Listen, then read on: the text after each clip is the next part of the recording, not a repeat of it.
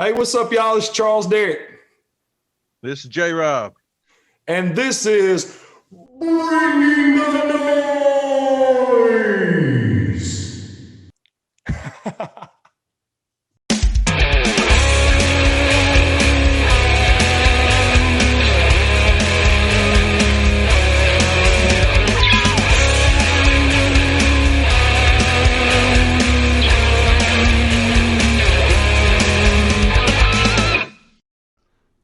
So J-Rob, we've had a talent buyer on here who was also a sound guy, and we've had several entertainers so far. Tonight, we've got a talent buyer who's also been an entertainer and had pretty crazy careers already with both of those worlds, and I'm super excited about this guy. And me and you know this guy from a long time ago. What, mid 2000s? How long have you known? Yeah, Tim? at least, yeah. Tim, yeah.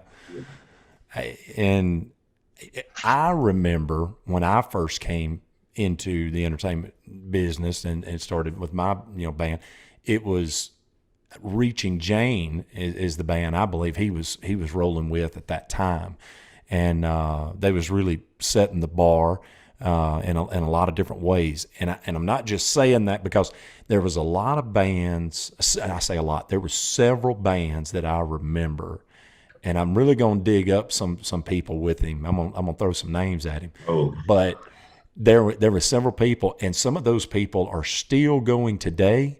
And I kind of felt like at that time that Reaching Jane, the Spunk Monkeys, there was a band South of Sanity with Johnny and them, and Sean Miller, I think maybe was in that one, and he was with you a little bit.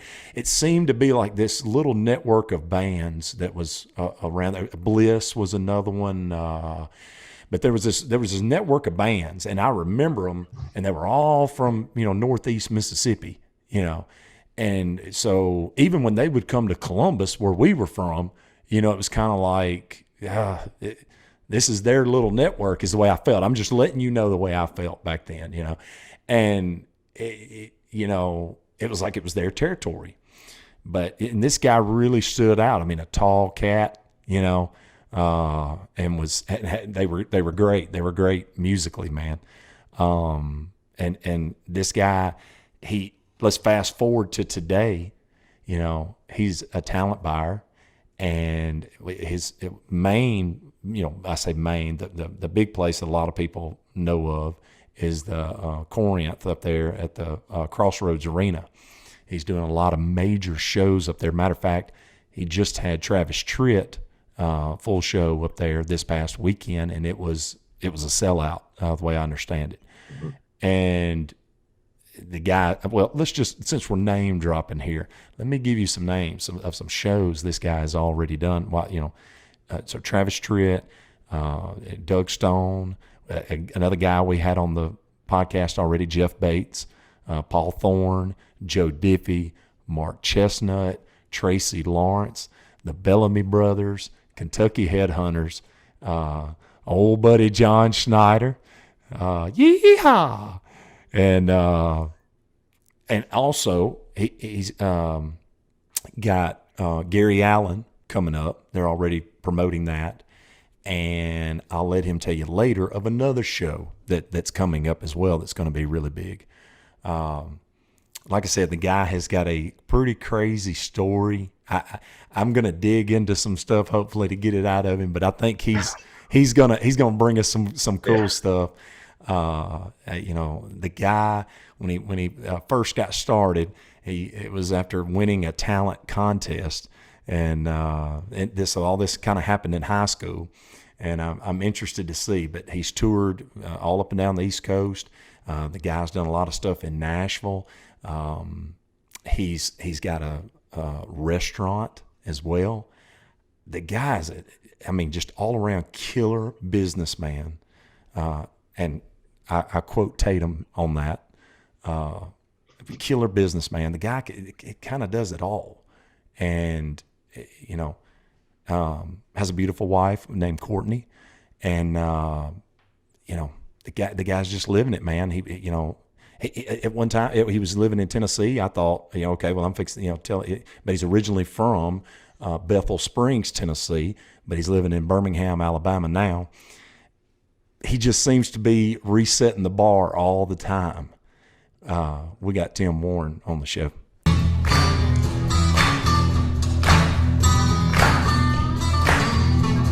I borrowed some money and sold a car. Put a nasty credit up on blocks. That satellite dish was my first mistake. She started watching Oprah Winfrey and regularly. She cut me down to once a week. At supper time there wasn't nothing to eat. I was paranoid and scared to death. She came home like a velvet on a bread. Burned down the trailer park. Shoot the pink flamingos out in the yard. Can't live here, she broke my heart. I'm gonna burn down the trailer park. She hired the neighbor's son to cut our grass. Gave him cold iced tea and a piece of pie. The landlord came when I was out of town. The pipes got fixed and the rent went down. I fell asleep with the late show on. It's 3 a.m. I wake up and she's gone. I got a strong suspicion she's at it again. Except I don't know what trailer she's in. I'm gonna burn down the trailer park. Shoot the pink flamingos out in the yard. Can't live here, she broke my heart. I'm gonna burn down the trailer park. Yeah. What's going on, buddy? How's it going? I don't know if I can live up to that intro there, man. I'm sure there's a lot left out, man. There is a lot left. There's a lot I tried to say. Well, here's going to be the funny thing. We should probably just title this podcast 6 Degrees of Sean Miller, because every band that you brought up there, Sean was a part of. And somehow almost every one of these bands got intertwined at one point. Talking about the Bliss, South of Sanity, Spunks. It was crazy just how the world, kind of revolved and came together for that. So hell of an intro, man. I'm going to let you guys down now, I guess. I can't live up to that. Not at all, man. Thank you so much for spending some time with us tonight. Yeah, thanks for having me. And like I said, it's I hope I'm not going to be too boring, so that's the goal, is not to be too boring tonight. Not at all. I kind of feel bad. I waited till today to text Sean, and he must be busy tonight. I'm not sure, but I waited till tonight to hit him up, and I really would have loved to have got some stuff from him coming into this. Well, Sean is probably today is Matt's birthday. Yeah, so I think they're probably doing it up. I'm sure there's some celebrating going on in Tupelo tonight. I would say probably so. Probably so. Well, how did you get the fever, man? How did it take us all the way back? Is it diapers, or what's the story, Tim Warren? Well, growing up, and I think if anybody has ever had the fever or whatever, we all in my case, had the cassette tapes and hairbrush, and you're out there singing, and that was me. Like musically, my family was pretty musical. My earliest memories are my grandpa playing fiddle. Friday night or around the house, the whole family's gathered around, and he'll break out the fiddle and start playing, by the fireplace. Oh, wow. Several members of my family played in some bands in the area. And, what else do I remember? I remember my uncle chasing me. He was a big Kiss fan. And realized I was probably 3 or 4. So this is probably at the height of Kiss's popularity in the late 70s. And I remember he would chase me around the house. He had his jean makeup on, and it scared the hell out of me. I would like literally get under the bed, you know, and I was scared of him coming out of his bedroom, and he's got the full Kiss thing on. And it's always been music's always been, you know, huge.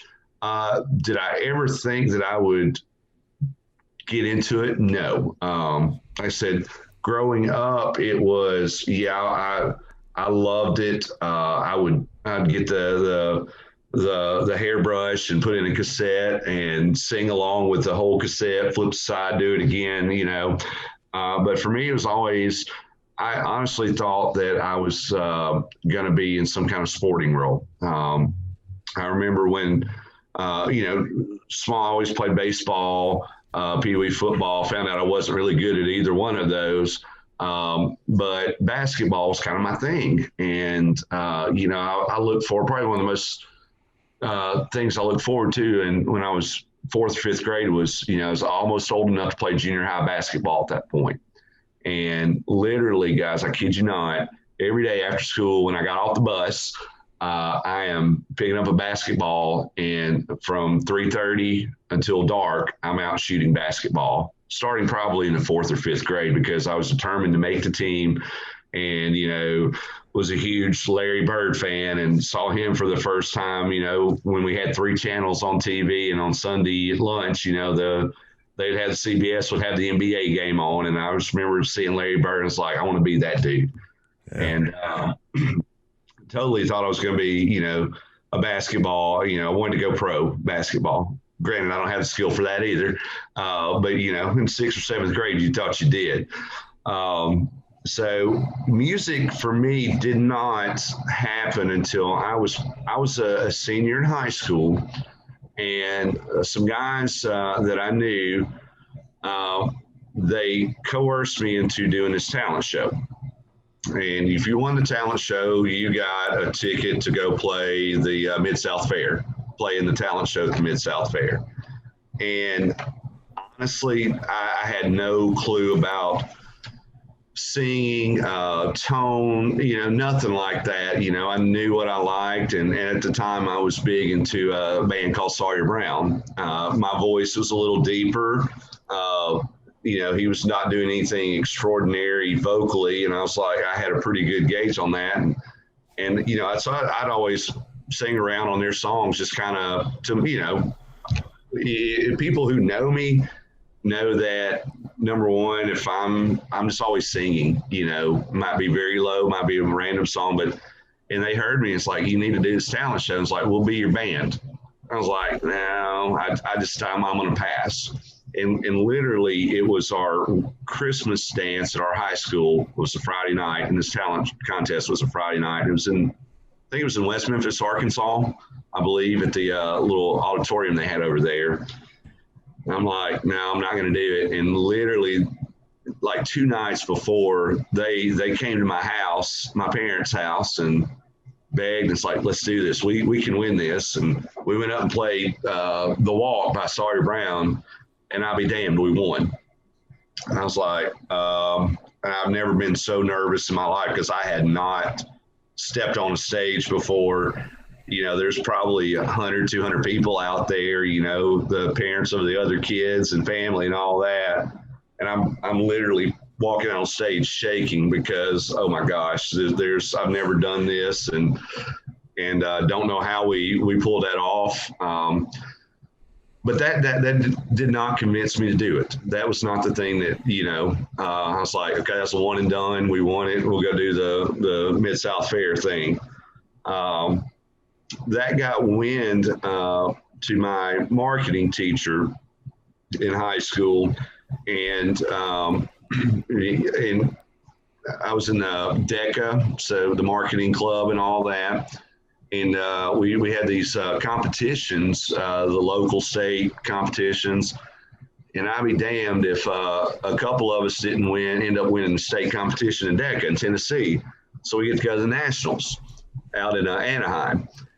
And oh, wow. It was like, well, how the hell are we going to pay for this? You know, we need like $700, you know, a person to go out there for plane tickets, and I've never flown, and we're going to Anaheim.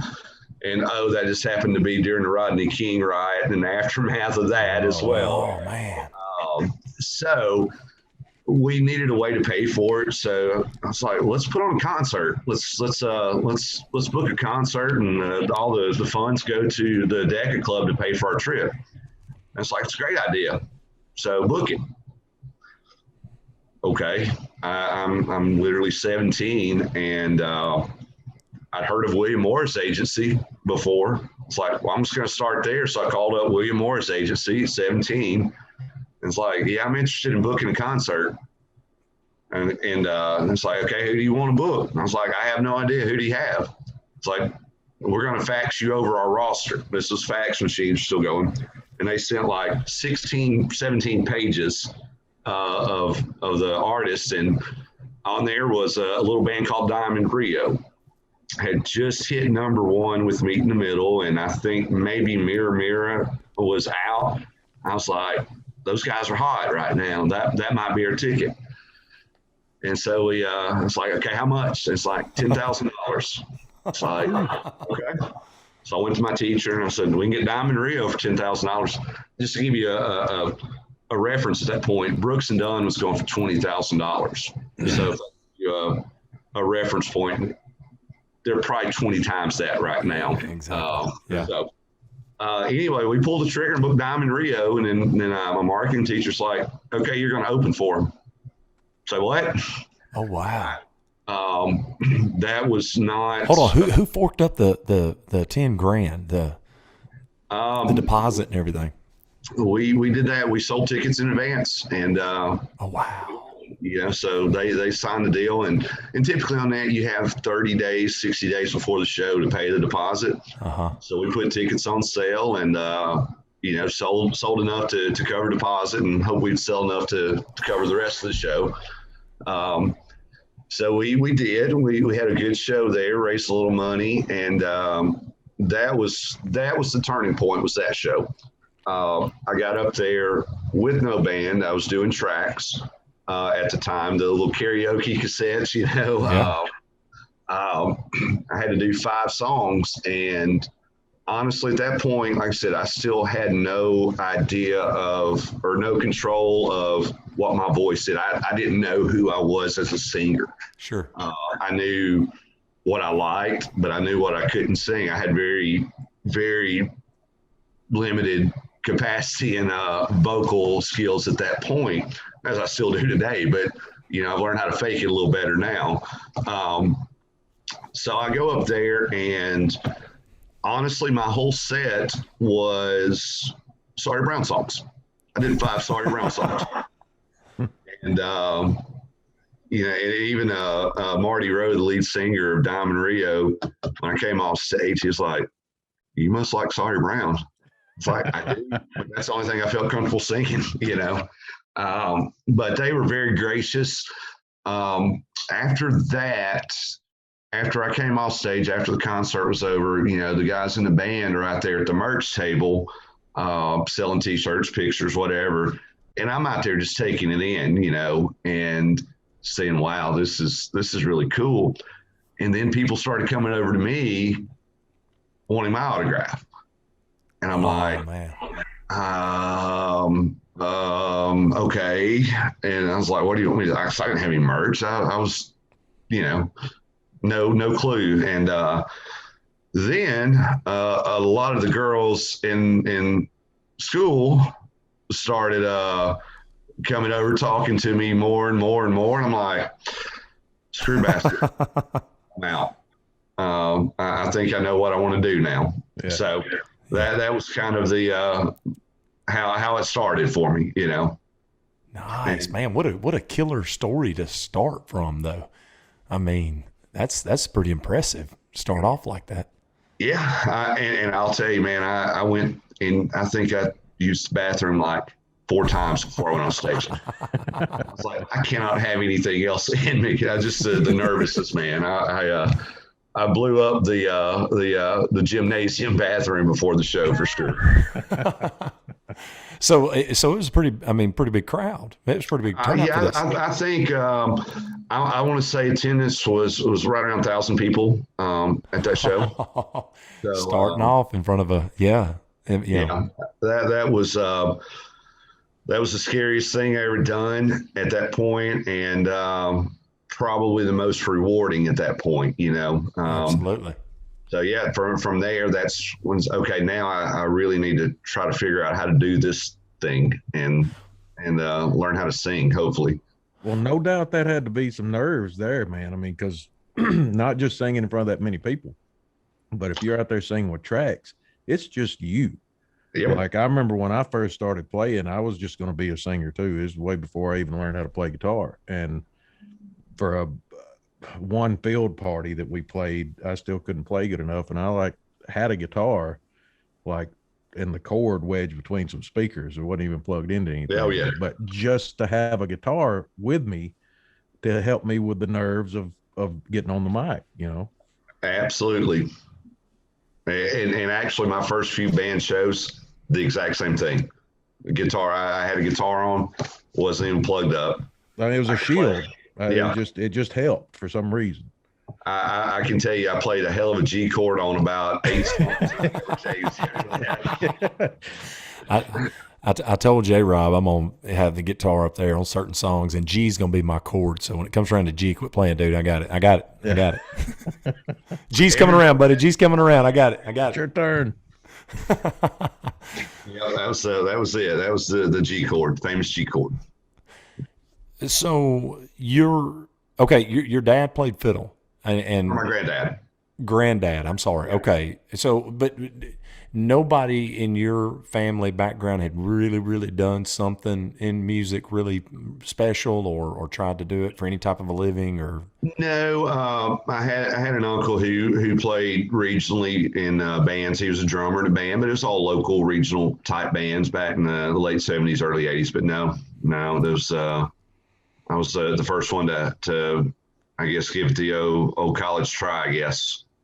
Well, I mean, to me, that would make things even harder. If I mean, you've got, obviously you had family support behind this, I'm assuming, right? Yeah. Okay. Well, I mean, that's definitely got to be hard with nobody to give you any type of a, hey, this is what happened with me, or, you might want to think about this or whatever. I mean, you were completely blindfolded with just a good support system. Yeah. I later learned I have a lot to learn. I still have a lot to learn about the music business. Just a lot of being naive about things, and you rewind now 20, 30 years, like, dang, if I knew this, then things might have gone a different way, Mm-hmm. But it really was flying blind.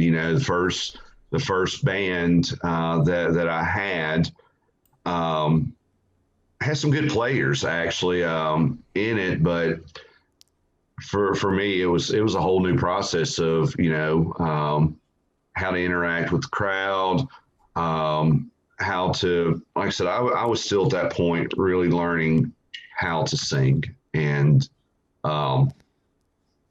that was probably the hardest part. It was a very limited repertoire of songs for me. I didn't stray far from the Sawyer Browns, the Travis Tritts, the Ricky Van Shelton kind of stuff that had that lower range that, okay, if I go flat, or which I used to go, well, I still go flat a lot.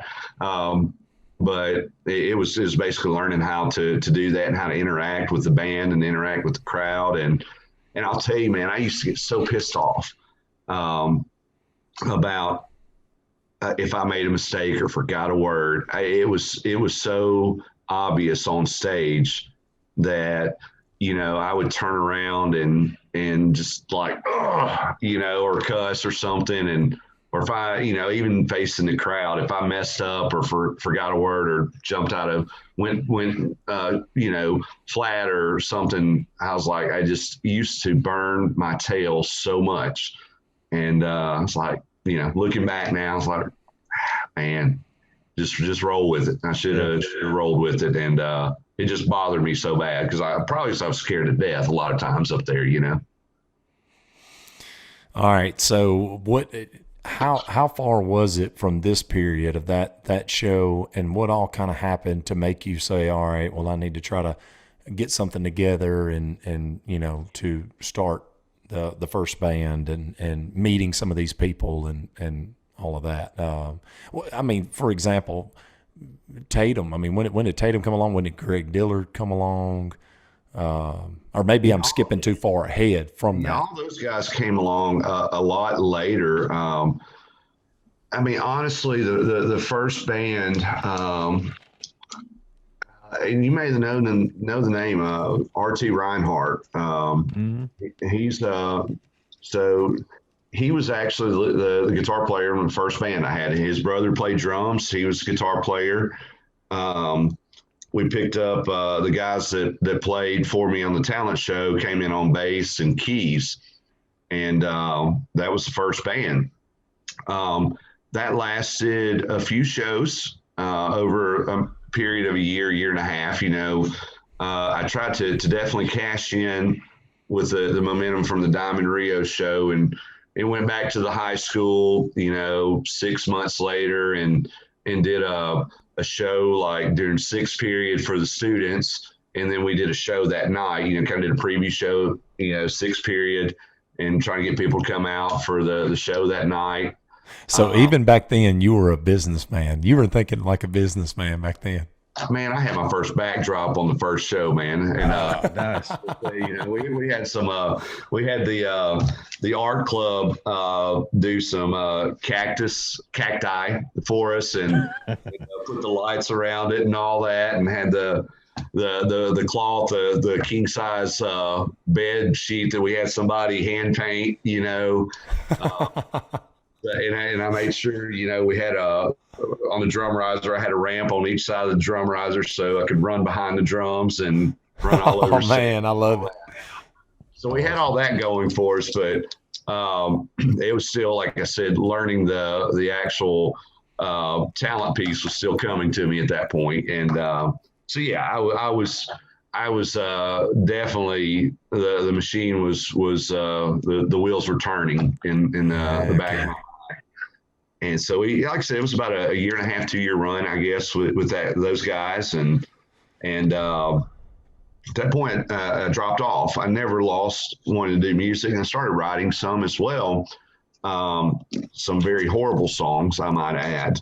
But the one, and I think if we see a common theme through everything that I've done musically, everything's going to come back to one thing, is there was a certain amount of fear from the aspect that I always, I guess, making a living always trumped music for the longest time. And that was one of, I guess for me, if I had a turning point to really say this is where it turned for me, is when I was living in Boonville at the time, and I was working my job, and I was enjoying life. I mean, I was early 20s, and always, you know, always pitter-pattering around with some guys and talking about putting something together.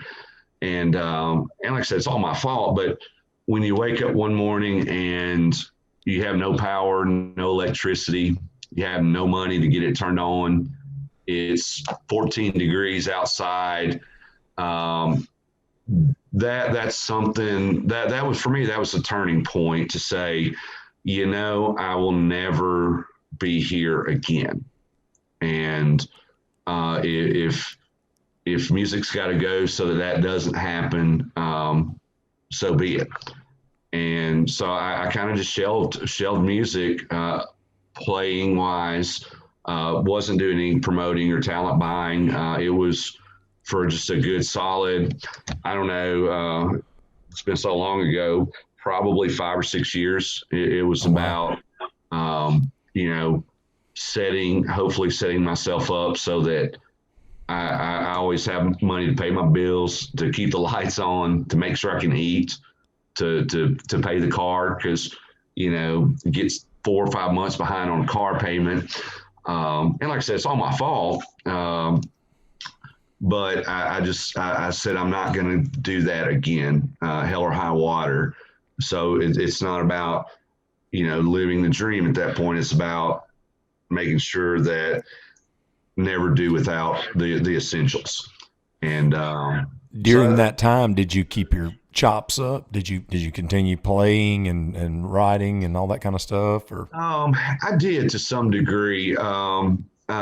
Thankfully, my neighbor in Boonville was another name I don't know, you might know as Jay Holloway. He was living in Boonville, and like I said, we lived in this old house in Boonville off Cherry Street. So it was an old house. There was 3 apartments in there. The bottom apartment, like 4 of the Northeast Tiger dancers lived in. And you go upstairs, Jay's in one apartment and I'm in one apartment. Jay's a bass player. So yeah, to some, there was, at that point, I think I was probably learning more to play guitar and trying to write songs, and make it work. I took guitar lessons probably when I was 3rd, 4th grade, for, I guess a couple years. We had this guy that go around all the schools. If you remember Charlie McLean, the country singer, yeah, Uncle Jesse McLean would go around to all the local schools and give guitar lessons like once a week. Have like 5 or 6 kids in there. And so I took guitar lessons in 3rd or 4th grade from him for a couple of years and basically learned the G, C, Ds, just the very basic stuff. And that's kind of what had held over. Fast forward, 10 years later, that's what I'm working on at this point, just basically muscle memory of what I learned in 4th grade. And so, still tried to write some and still had the desire, by all means, had the desire, and just didn't act on it. It's like, it's about work. I'm at a point, I'm making good money now for my age, and it's like, I'm not gonna risk that again, but we fast forward and all that changes again. The mistress comes back to haunt me. So, and a cool side story about Jesse is, I guess it was probably 84 when I was a student of his. Our house burned, and I was still taking guitar lessons at the time. And the next week, he had bought me another guitar.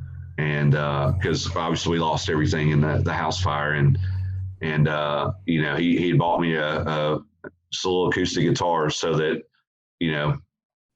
could keep learning. So that was I'll always remember him for that. That was one of the coolest things.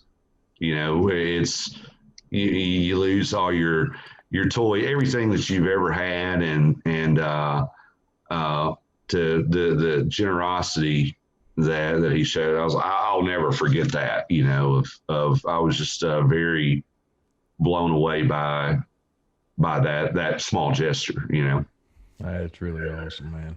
So he was a good dude. He was a good dude. So the lights, need turning back on, getting to the real world and the real job, and but what brought it back? What brought back the fever, and how did you get that determination going and getting those people together and all of that?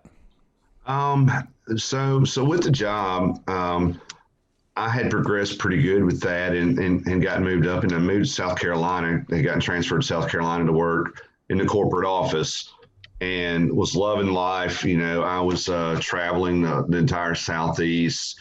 I was at the time opening Hardee's restaurants. I was a trainer, and I thought that was the best thing ever. I had a company car. all expenses paid. I'm in a different town every 2 weeks and loving life. And then our company got sold, and they said, okay, we're going to trim out the training division. And so we had an option of going back to work in the restaurants or not. So I took that opportunity. It's like a couple friends of mine from high school had started playing in a band back in Selmer, Tennessee.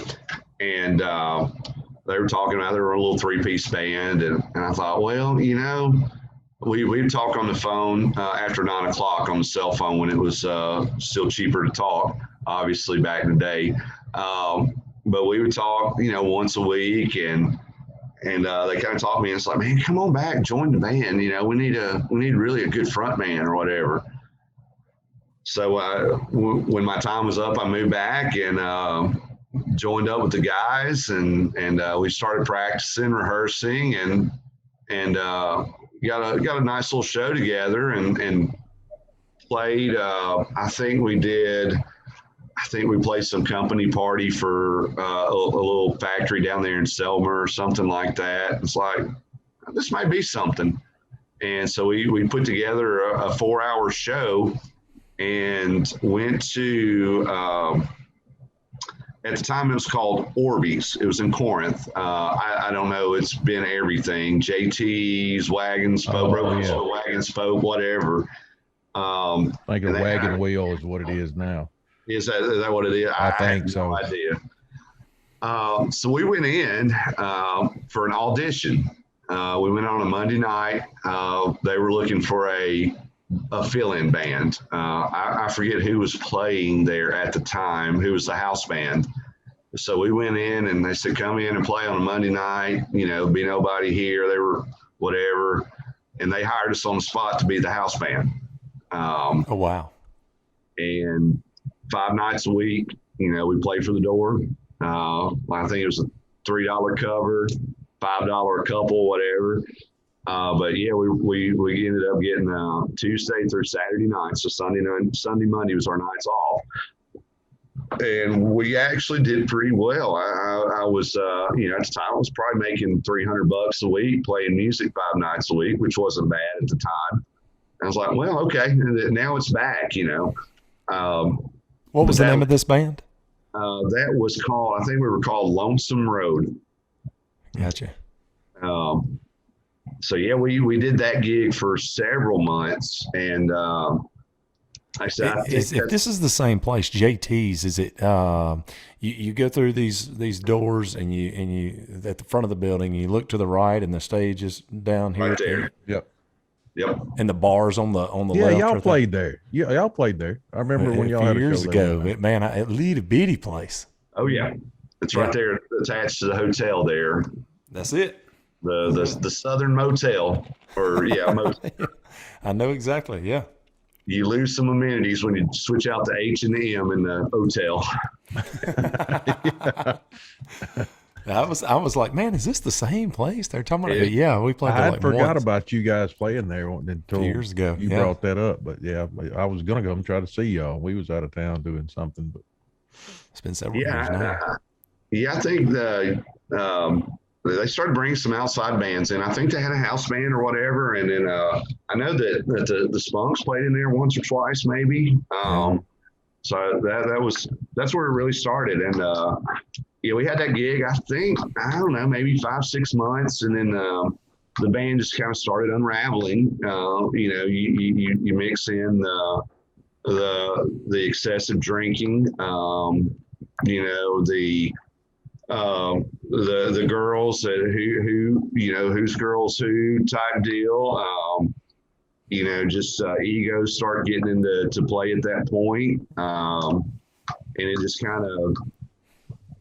I mean, honestly, this is a true story. In the parking lot, one night, one of the guys in the band, had a gun pulled on him from one of the relatives of another guy in the band. And Wow. I was not the guy that was being aimed at, but I was like right there, and it's like, you know, I guess I'm going home. I'm out. This was probably the straw there, and Sure. that's what it came to, and I think we just kind of disbanded at that point. Tried to put some stuff back together a little later. Just never really happened, Just like I said, I think egos, alcohol got the best of us, and I think there was not a lot of compromise, and I'm a guilty party in it. I was very hard headed about we need to be this style of band. Another guy was like, I'm not a country player. I'm not ever going to play country. Country. I'm going to play it like I want to play it. And that was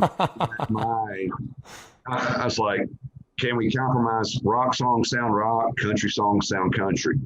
That compromise just didn't happen. And It brings back so many memories. yeah, just saying, that's probably a common theme in all bands, I imagine, right? All this stuff you're Early on, talking for about is all this stuff. I mean, now the gun thing, no, but I've guns in the parking lot by other people and stuff. I mean, that's happened. Yeah. But a lot of this, look, I've said it a few times already in several of the podcasts. The hardest part about a band is keeping a band together. And egos, women, drugs, alcohol, all these things is the common, like you said, the common theme with so many bands and spread, going their different ways. And the funny thing is all the band, honestly, drugs that's the one thing that I've been very fortunate with is all the guys I played with and all the bands had, there was never a drug problem in there. Believe it or not, there was never a drug problem. Like I said, now we had plenty of alcohol problems, but never a drug problem. And that's kind of a blessing there, I guess, Oh, yeah, sure. Was the drummer for what was his name? It's on the tip of my tongue. Dark-headed guy, real nice guy. He ended up, drugs took him. He was in, I want to say, South of Sanity. Eddie Warren. Eddie Warren. That's Eddie him. Warren. Yeah, I remember Eddie. Did he play with you at any time? He never was in a band with me at any time, but we did do, I think we'd done some acoustic shows together at some point, and he was always, I do remember this, if you remember the South of Sanity days. I loved Eddie, Shane Rowe, bass player. Yeah. Those guys were always at our shows down at Columbus at Fat Daddy's. And every show's like, guys, get up here and play, So Rowe and Eddie would jump up there. I mean, it seemed like a lot of shows they were there, and but, they were very talented. Number one, Yeah. and, Eddie was a very good drummer and a very good vocalist, and Shane's a very, very good bass player. I talked to him earlier today, actually. Oh, really? Yeah. Bringing you up. Oh, Lord. I love Rowe. But yeah, Eddie was a good dude. He was, man. Yeah. But the alcohol was the demon, and Okay, so it was alcohol. I'm sorry. I may need to make sure before I bring up somebody like that. I just couldn't remember. I knew there was an issue there of some sort. yeah, I don't know of any drug issues at all with Eddie, but I just knew Eddie was a heavy drinker, and it was sad. I mean, that was I think when you lose one of the guys that's kind of in your circle, so to speak, or was close to you as far as one of the guys in the other bands, that hits home. And for Eddie, he was just a good soul. I mean, he was funny as heck.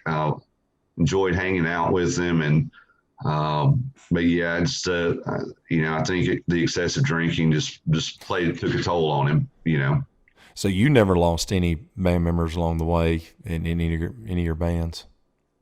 No, I don't think in any of the bands that I've played in that. No, I don't think so. Okay. I don't think I've lost anybody I yet. just thought maybe in all those years, maybe there'd have been, because I ended up losing two to drugs, but it's a dude, like those things, man, and all those things there when you're out and on the road and town to town, and you're not living the real big, Miller High life, if you will, Yeah. of a big star or something. You're just going around the region and scraping up what you can.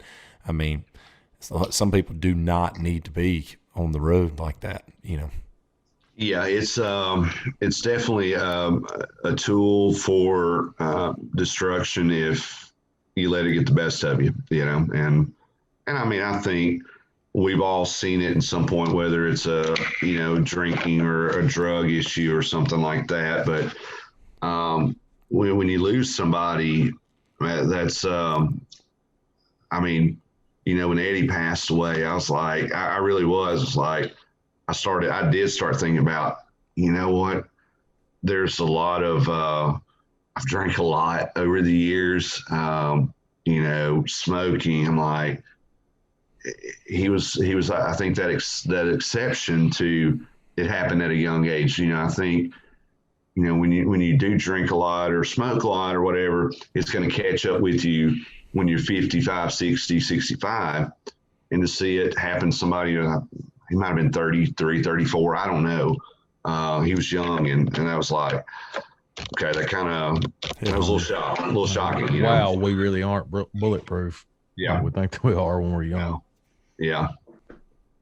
So yeah, it was. I think that was one of the first guys in I guess in my era of, the Tupelo, North Mississippi scene that we lost, to at a young age anyway that I can remember.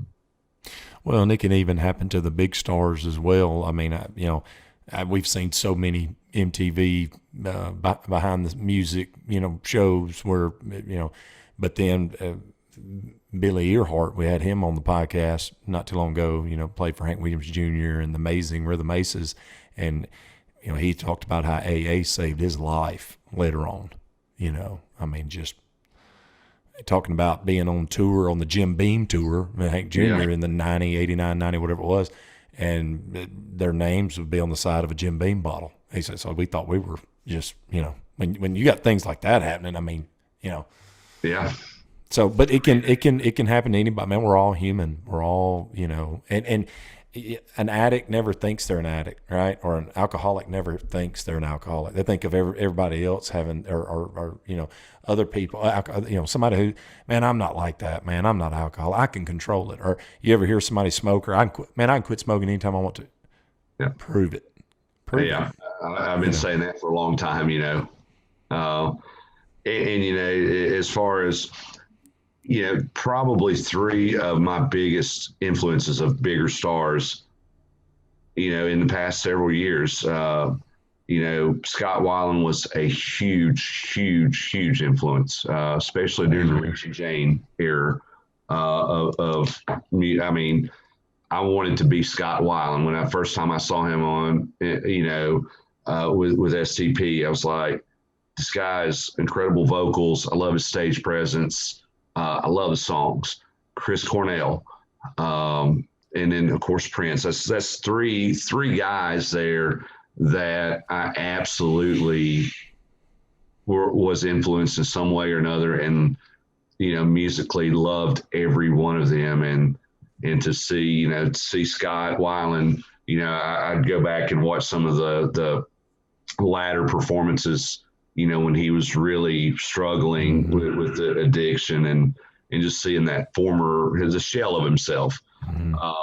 That was one of the first real big, we were all shocked when Michael Jackson died, and everybody loves Michael Jackson, and Michael Jackson influenced a lot of folks. But, for me, Scott Weiland and then Prince were probably two of the biggest that, wow, I've lost two artists that I absolutely thought, just the world of, from the professional standpoint. And it was just sad to see how it just kind of unraveled for Scott, for sure. Wasn't that his wife or his ex-wife that came out with the letter saying to the media saying, instead of praising, you need to learn from this death, and a lot of people should be ashamed of how they never. She's like, I was talking about how she tried to get him to listen, all this kind of stuff, and all these yes men that was entourage never really tried to help or never really noticed that there was a situation, or they did, but they didn't ever say anything to him. Well, it was their gravy train that you're not going to tell your gravy train, you're not going to tell your source of income, because they kick you to the curb. Yeah. Kind of like Elvis, dude. Elvis, same thing. The Memphis Mafia, all those yes men.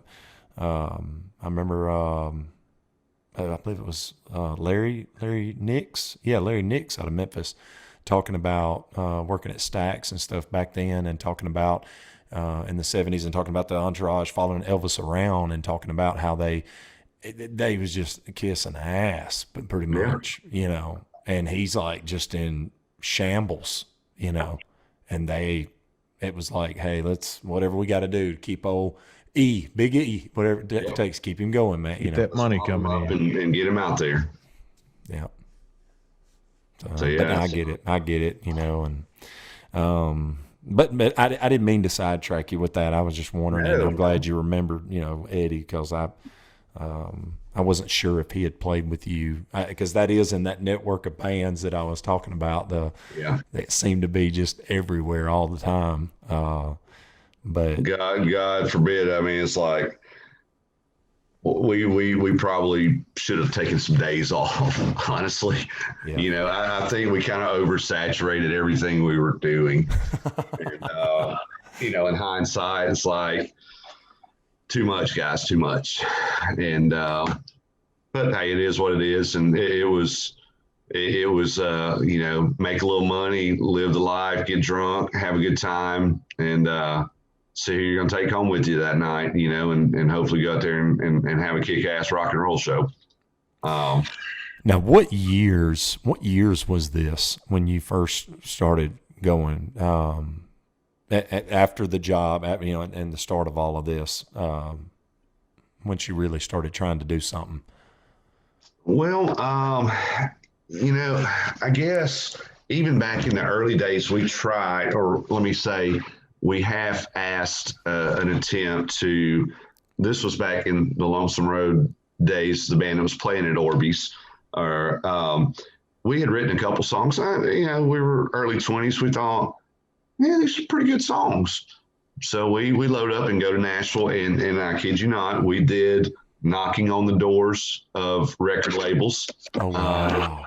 We actually did that. We took a couple nights off at Orbeez, and the guitar player and I went to Nashville, got a hotel right there on Elm Hill Pike, and we went down Music Row and knocked on doors, and had our cassette. Hey, y'all had balls. Yeah. That's you'd heard stories of people just going down and getting rejected, and we actually did that. And one door opened. Now later we'd find out, $500 later, what exactly that was. Yeah. Been there too. Yeah. That's it, it's like, we'll listen to you. Now we have a $500 consultation fee, and you're sitting there seeing Grammys on the desk and gold records on the wall. Let's get $500 from somewhere. Here's $1,000. Listen to it twice. Yeah, right. So the guitar player and I, we scraped up every bit of money that we had, and we barely had enough. And that was our gig money for that. That was our living money for the rest of the week. And it's like, all right, here's $500. And he said, play me your two best songs. Well, the thing was, we only had two original songs at that time, so we played those, and basically, thank you for your time. Go back and woodshed, basically. And I mean, we were so excited, you know, we called and it's like, somebody's going to listen to us finally. And I think it was I want to say it was a publishing company. It wasn't a record label. It was some publisher or some manager or something. Like I said, I remember seeing two Grammys on the desk and a bunch of gold records, and you know, seeing some Kenny Rogers stuff on the wall. It's like, this guy's got to be legit, you know. Yeah. And so $500 later, we found out we're pretty mediocre songwriters. Yeah. And we lost 2 gigs out of, you know, took 2 nights off from gigging for that. So Do you remember the year of that?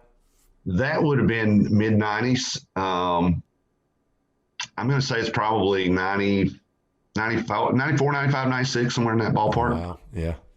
I mean, So this is pre-internet really being a thing. I mean, you know, big deal.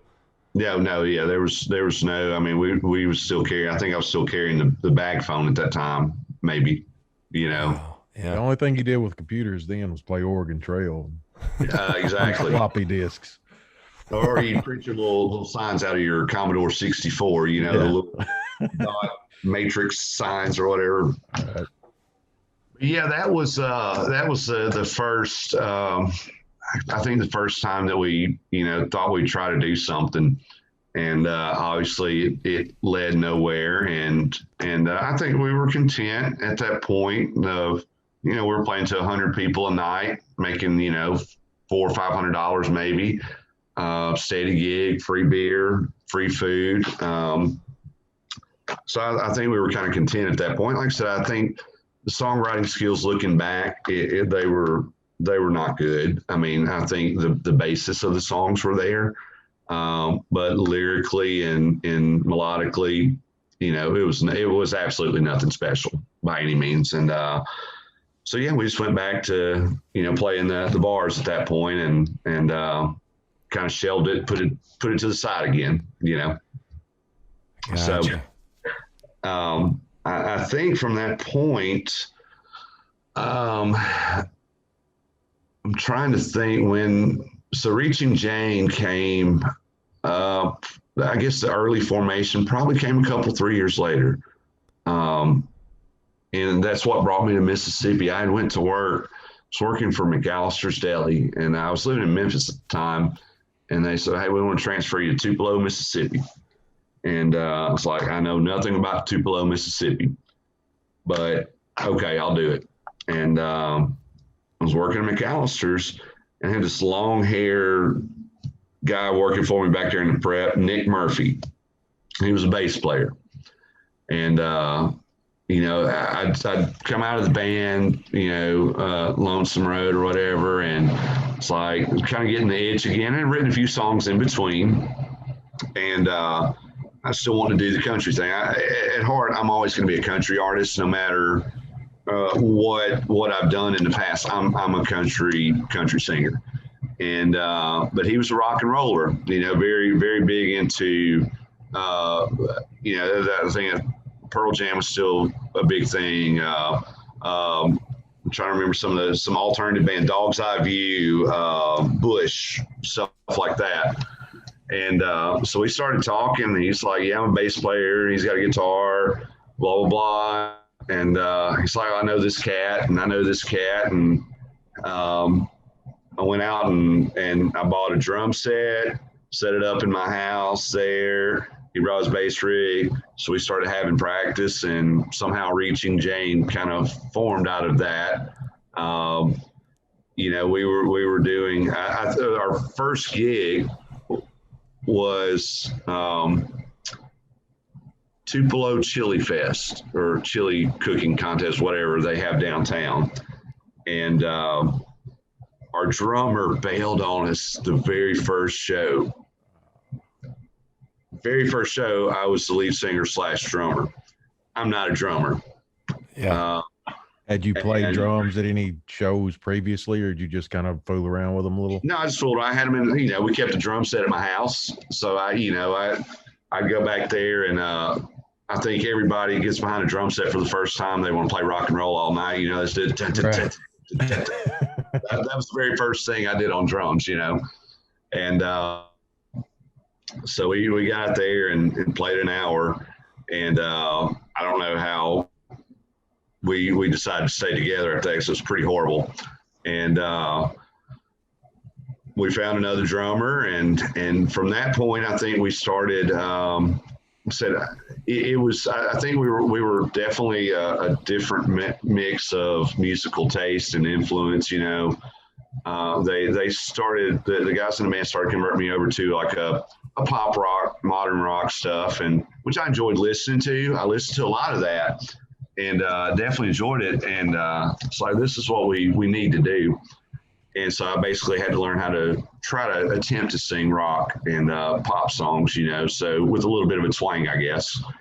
And then, you know, the band, we went through several member changes because, I mean, like I said, it was a bunch of guys just kind of screwing around.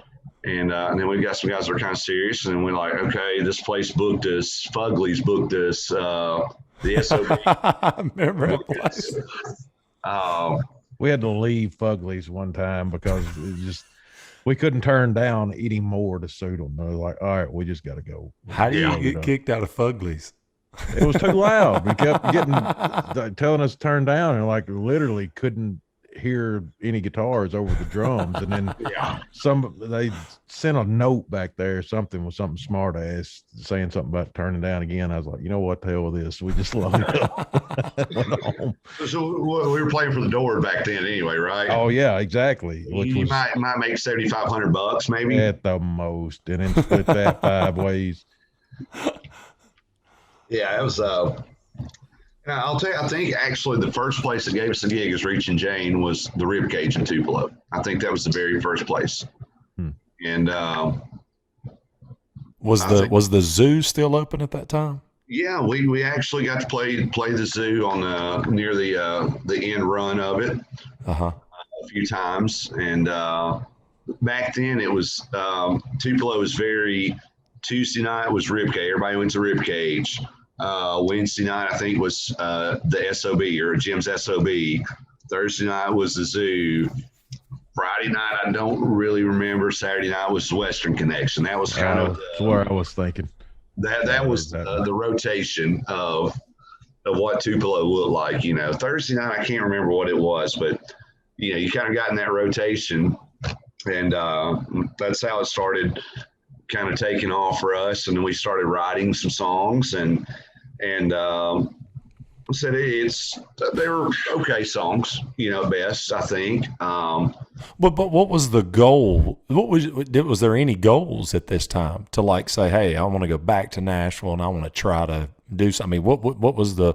I mean, I'm guessing it's because it's hard to get a full band all on the same goal. You know what I mean? So I'm pretty sure you probably had some goals. They had some goals. I mean, you know, when you're all younger like that, it's hard to get everybody on the same page. Yeah. Yeah. You know, I think the goal for us was to definitely tilt more toward original. And we started writing, and, you know, we were playing the covers that we wanted to play or needed to play.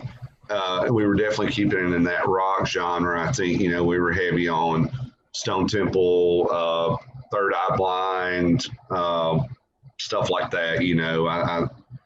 So we were playing that mix to go along with what we were trying to write. And I think our writing started off very, I think kind of popish to some degree. And then we started kind of tilting towards more of a modern rock sound. And once we had been playing the circuit pretty regularly in Tupelo, we decided, you know what, we're gonna move off to New York or LA and try to get our songs out there, try to get our rock songs out there. So we actually had a band meeting, and so we're gonna move. We're leaving Tupelo. We're doing this, and it was a vote. I think there were 5 band members. Our choices were East Coast or West Coast. We're gonna go to New York or LA. I was the only one voted for LA. Everybody else voted East Coast. And the only reason I voted LA was because I don't like snow. So I said, all right, you effers, here's the deal. First time it snows, I'm not cleaning the driveway. I'm not getting this shit off my car. Somebody else is driving. I'm not, you know, getting on the roof, getting all that. I'm not doing it. So that's the only way I'm going to go there. It's like, I'm not ever touching snow. So if it snows, you guys are getting my car out and all that. I'm not doing it. So we headed to the East Coast. When y'all had that meeting and made that decision, was all members on the same page as far as moving out of Tupelo, or Oh, yeah, did somebody absolutely. drop out? Nope, absolutely. Everybody was on Good. board. We went up there with five guys, and we went out and bought a piece of shit motorhome for our bus. Yeah. Spent $6,500 for the motorhome and probably spent $10,000 trying to keep it running. Now, see, this is the real right here. This is the, Well, we actually probably shoulda, coulda, woulda died in that motorhome. We had our first gig on the East Coast was we were playing a sorority party at the University of Delaware, and we were in Tupelo, Mississippi, driving up to do that gig, and our guitar player at the time was dating a girl. She was from Fulton, but she was going to the University of Delaware. So it was his girlfriend's sorority. That's what it was, sorority party. And that damn RV, man, we got it on the road, started spewing gas out of the gas cap, driving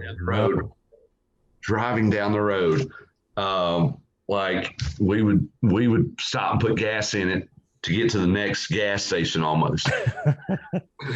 So we're broke down. We're on the side of the road. I think we made it almost to the Alabama state line and called one of our friends who was a mechanic to come look at us. Like, what in the hell's going on with this thing? It's just like shooting gas out. So he thinks he gets it fixed. So we get back on the road because we've got a show the next night, and it's a 20-hour drive for us. So we get into DC. We're on the Beltway.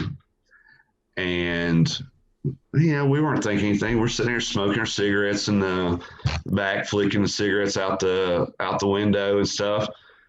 And I look back. I'm sitting in the back on one of the little table bench thing. I look out. We're stalled in afternoon traffic, probably 4 o'clock, 5 o'clock traffic. And that motorhome is just steadily spewing like gas. It's not like squirting. It's like spewing gas out. And like 3 or 4 of us have cigarettes in our hands. We need to do something. We probably should have died that day. And somebody wasn't smoking, passing us because they'd thrown that cigarette out, it's gone. So we got that damn thing there and left it there. At that point, it's like it's parked, it's done. I just left it. So who did this booking? Who did all the booking that made you say, let's go down the East Coast? We actually went with not much of a plan. I think we were a little spoiled. Started having a good run in Tupelo. We thought that we could get up there, and we were totally prepared to go in and showcase, play for free just to get in. And the first real club gig we got, that's how we got it. It was in Newark, Delaware. And we went in and played on an off night. He hired us a percentage of the door type deal. Literally probably made $50. But we started growing a little bit of, people, some of the college kids started seeing us there. Newark was probably one of the good jumping off points. It was a good college town. So we started getting in some clubs there, smaller clubs, and kind of working our way. And then we moved into like Wilmington, Delaware. So, and we got to know some of the bigger cover bands in the Philly area. And that would definitely come into play, helping us out a little bit later down the road. But at the same time, at that point now, I think we had lost Nick, who was our bass player. He stayed in Pennsylvania, but he kind of went on to, working at that point. And our drummer was still there. So, yeah, it was still 3 of us there that were original. and we picked up a couple guys from Delaware for bass and rhythm guitar. They were playing in another band there at the time, and we liked them. They became good friends, and it was like, hey, we're looking for a bass player, guitar player, kind of go to a full 5-piece, and they came on board. And that helped us out. That really got that opened our repertoire up as far as what we could do, because their style was a little different from ours. It was a little bit more rock pop heavy, like the Maroon 5 kind of. That was really starting to get popular at that time. Those type of bands. So they kind of brought that element in. And then just by some dumb chance, I actually was working, at a bar, running a bar, and we'd bring in acoustic acts every Tuesday night. And one of the bands I saw there, I was really blown away by. It was a band called Laura Lee and Trip Fabulous. And at the time, she was fronting this rock band. She looked a lot like Gwen Stefani, kind of dressed that way, looked that way, but amazing talent. And I started booking her in through her, on the East Coast. It's kind of weird. It's kind of like what you guys do. There's, you have booking agents like Crescent Moons and so forth that work, cover bands, tribute acts, or whatever. On the East Coast, there were a couple big outlets there, agencies there that handled all the cover bands, and it's a huge scene there, huge cover band scene. So I started booking Laura Lee acoustic, and we struck up a pretty good friendship, and her bass player would come play the shows, and they were just really cool. And we had the Reach and Jane CD at that point, and I was like, hey, yeah, I play too, gave her a CD, and it's like, hey, why don't you talk to my agent, and they might can help you guys. Because we were kind of fledgling along, struggling along, playing. We were at best probably a C-list band up there at best at that time. We might be making $400 or $500 a night at that point, which compared to Tupelo money, we thought we were doing pretty good. Yeah. So yeah, we actually started talking with the agency, and they picked us up and basically gave us all the scraps gigs. But the scrap gigs with an agency was $800 to $1,000 a night. I'm like, okay, what can I do with this? So that kind of opened up a lot of us getting into bigger clubs and really starting, doing Philly more. They got us in. We were playing every other Thursday acoustic in Manhattan at a little swanky martini bar, like one block over from the Trade Center site. So, and it was crazy. That's when I saw that, we were getting paid for acoustic duo to play 3 hours in New York's. We were getting like $500 for 3 hours for acoustic duo. I was like, what the hell is this? Was the cost of living higher there? It was kind of, we ended up living, we didn't end up living in the city. We ended up living in Wilmington, Delaware. So we're about an hour and a half, 2 hours from New York. Yes, rent was more expensive, but it kind of offset in other ways. There's by living in Delaware, you paid no taxes on groceries, go to Walmart, nothing like that. If you go to McDonald's and get a 99-cent cheeseburger, it was 99 cents. So it kind of offset, for us, we were renting a band house. It didn't cost, property tax was outrageous there, but it didn't matter to us because we weren't paying property tax. So it wasn't as bad as you would think it would be for us at that point, Yeah. I think, going out was probably a little more expensive. We started, you're used to getting $2 beers in Mississippi, and my first $8 beer was in New York. It was for a Stella. I'm like, they gave us a $25 bar tab, and I was like, oh shit, I can get 2 beers on a $25 bar tab. Yeah. So they made sure you didn't get drunk at those shows for sure. So yeah, so getting with the agency up there definitely helped us out and got us some better gigs, better paying gigs, and we got a couple showcase gigs. Like I think one of the coolest things that we got to do is, from being basketball fans, we got to play the Celtics 76ers game in Philly on Thanksgiving, Nice. That's awesome. They had Comcast. The Comcast was the sports network, and they're actually showing us playing during halftime and stuff like that. Very cool. So that was cool. We probably our biggest near miss, and this is one of those things I look back to say, I'm like, damn it. So our agency, there's a club in Philly called Bootleggers, and it was one of the bigger clubs, more popular clubs there. And at that time, the Philadelphia Soul AFL team had just started. That team is owned by John Bon Jovi. He's the owner of the Soul. They're having a Soul kickoff party at Bootleggers. Some of the players, cheerleaders, but it's their inaugural season kickoff party. And I get a call from our agent. It's very late notice. I mean, we obviously were not the first band they wanted. But the day before, it's like, hey man, we can pay y'all $600 to go play 30 minutes at Bootleggers, Philadelphia Soul inaugural party. I'm like, that sounds pretty damn good to me. So I call up all the guys, and everybody was in except for our rhythm guitar player. And we did have that mantra. It was all or nothing. That's one thing we stayed pretty true to. It's like, you know what, if all the guys in the band can't be there, it's fine that, Sean and Steve are going to go do an acoustic show, or me and Sean are going to go do an acoustic show, or Sean has a solo show, or I have a solo show.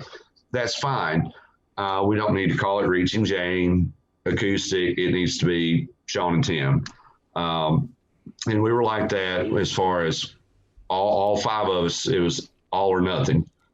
And our rhythm guitar player worked at a little gelato shop.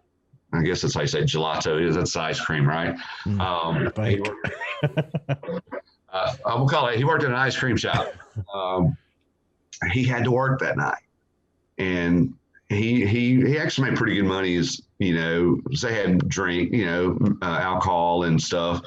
I think he was a server there, so I think he made $125 a night for serving. And he's like, no, I can't do it. I got to work, and I don't want to take off work for that. Blah blah blah. So I call our agent back and say, we're going to have to pass. And he said, you do realize John Bon Jovi is going to be there, and John Bon Jovi is probably going to play an acoustic set. I'm like, so I called Justin back. It's like, man, Bon Jovi's going to be there. This could be big for us, he may get up on stage, and hell, he may jam. He had a reputation up there.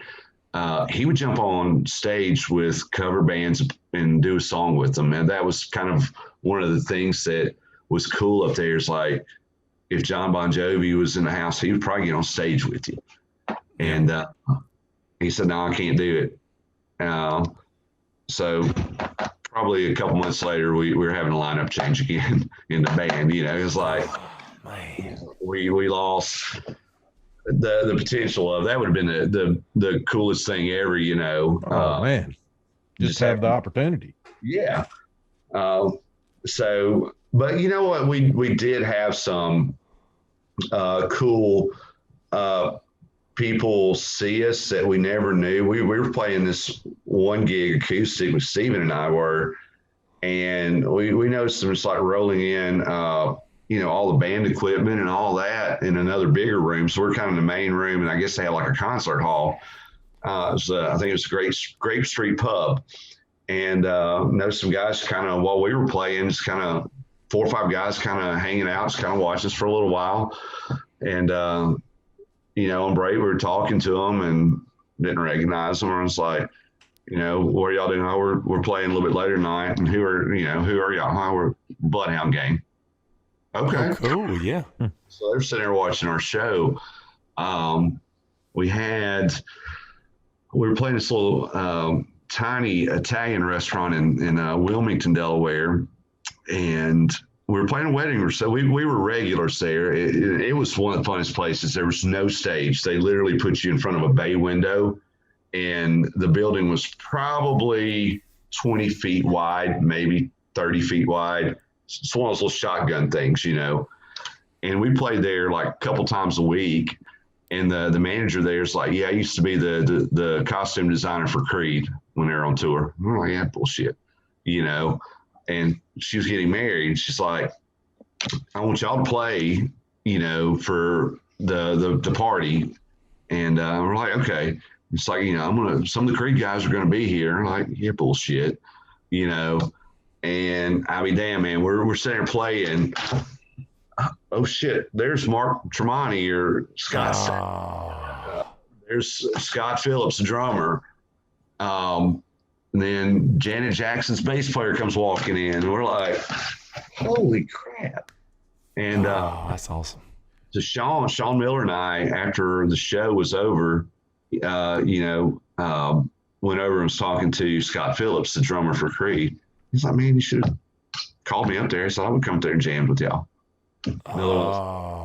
We were trying to be respectful and not blowing. I mean, it literally was probably 200 people between the patio and inside. It was just like, you know, I mean, we were trying to play cool about it, and I say, "Oh, Creed's in the house" or whatever. Well, and you don't know. I mean, because he might be trying to just go in there and chill and not want to play. And if you don't know, you don't want to like call him out in front of anybody. He'll have to say no thanks. You know, absolutely. So I mean, but that was some of the fun stuff. Is you never knew who up there was going to pop in, and we had a couple of them pop in, and that was cool, you know. And I think with Reaching Jane, that was, I think, when we really kind of defined who we were, what we were going to do, and really had a chance to put it all together before our return back to Mississippi, you know, part two of the band. But it was, I think we spent 5 years up there on the East Coast, and, you know, made a lot of great friends. And I think we learned a lot about ourselves musically. You know, I think we became a better band. We had to. I mean, in Tupelo, we could kind of just go out there and do our thing. We knew a lot of people. And okay, if we had a mistake or whatever, that's cool. Up there, the scene was so competitive and the talent was so good. And I kid you guys not, the top cover band up there was a band called Burnt Sienna. Back in the early 2000s, they were grossing over $1 million a year in revenue. That was just their fee. That's no merch. That was, if you wanted those guys on a Thursday, Friday, or Saturday night back in 2001, it was $5K a night. Wow. If you wanted them on Wednesday night, $3,500. That was the kind of scene that was there. And there were probably like 4 bands like that. They were the A-list bands. They got all the gigs at Dewey Beach and during the summer and just played up and down the East Coast. But we were like, we were very happy to be getting $1,000 a night. If we got a $1,500 or $2,000 night, you know, we're like, hell, we've never made this kind of money before playing music. You might buy a couple of those Stellas if you got one of those gigs. Yeah. Well, that's why I worked in a bar, the discount, you know.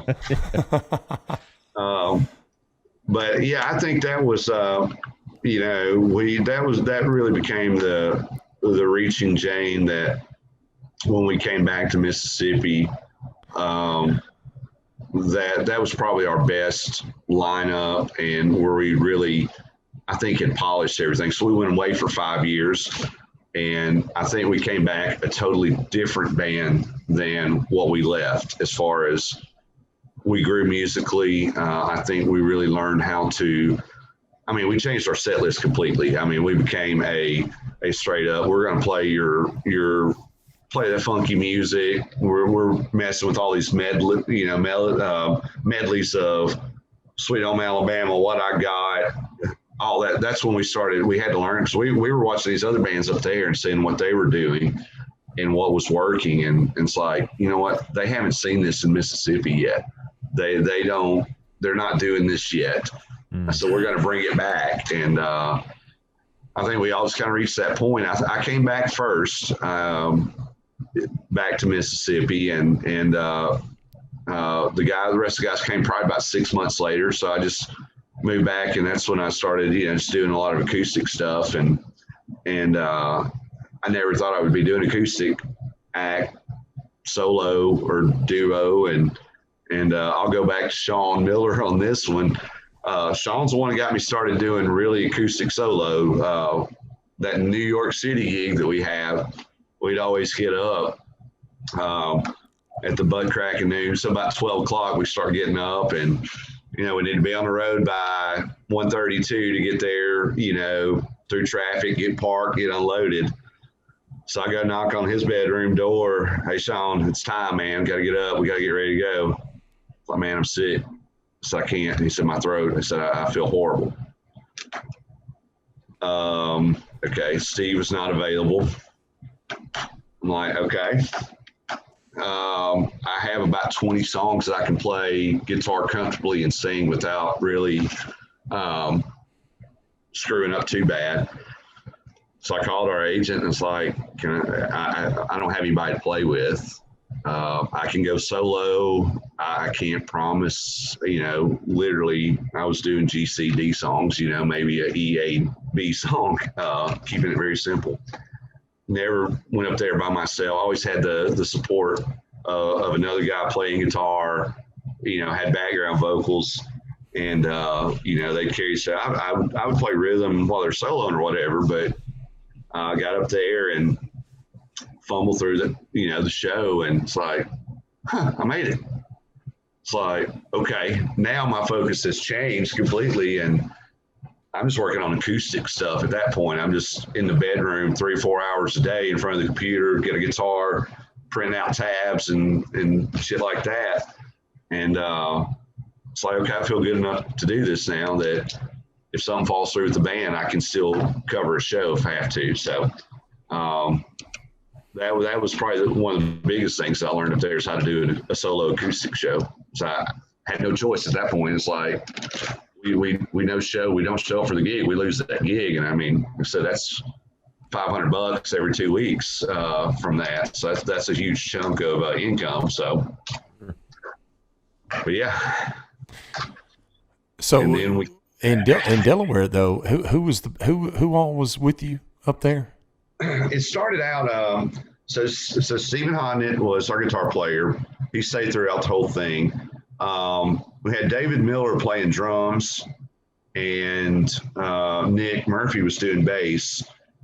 So David moved back to Mississippi, and Sean moved up to Delaware to start to play drums with us.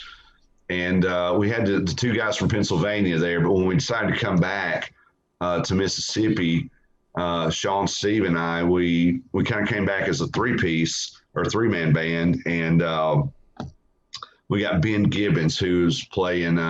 He'd been a good friend of ours for a long time, and he's a monster bass player. And we talked to him and said, "Hey, would you mind, filling in, helping out? We can get some gigs. We just need a good, solid bass player." And so when we came back, we went to that being a 4-piece band at that point, and it was probably one of the best incarnations of the band, and that's when we started playing around a little bit with some loops and tracks just to fill up. Obviously it was about we were getting better money at that point. Instead of having that 5th member now, we've got some talented guys that can do some track stuff for us, and we can fill in some holes now. And that's what we started doing on, filling in some keyboard parts on here on certain songs that needed it, or, we could do In the Air Tonight, Phil Collins. We started looping that stuff in, and I think the talent in the band at that point, everybody was good with tracks. I think, so y'all would have been one of the first ones around here bringing that kind of stuff. I think probably David Duncan and Shagadoo. They were probably on the front end of that more so than anybody else. They were using tracks. I don't know if Matt and them and the Spunks were. I think that they might have been using a few in there as well. I'm not 100% sure. But like I said, for us, it was just a financial decision, you know. Yeah. This was early mid 2000s. This was probably looking like 2004, 5, Yeah. somewhere in there, that ballpark. So yeah, we probably incorporated on, I don't know, 6 or 7 songs at that point, you know, and it was, like I said, we didn't really put any vocals, didn't track any vocals in there, but you know, we started doing the intro to Let's Go Crazy. We looped that in, you know, looped in, I think we were doing You Dropped a Bomb on Me, looped in some of those parts from there.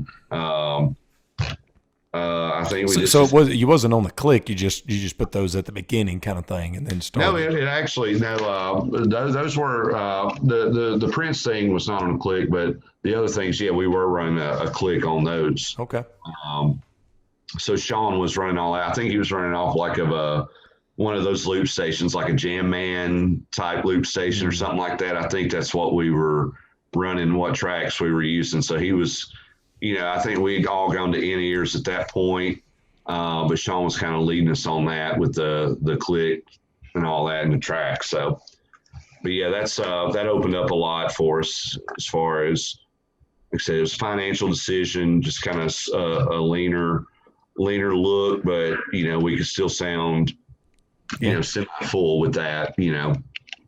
And I think our run coming back from the East Coast was our best run with Reaching Jane for sure. I think that was a good thing for us, and I think we had a couple years after that when we came back, and then you know we decided to kind of step away from it, you know. So I think I was probably the bad guy. I think I was the one that was stepping away.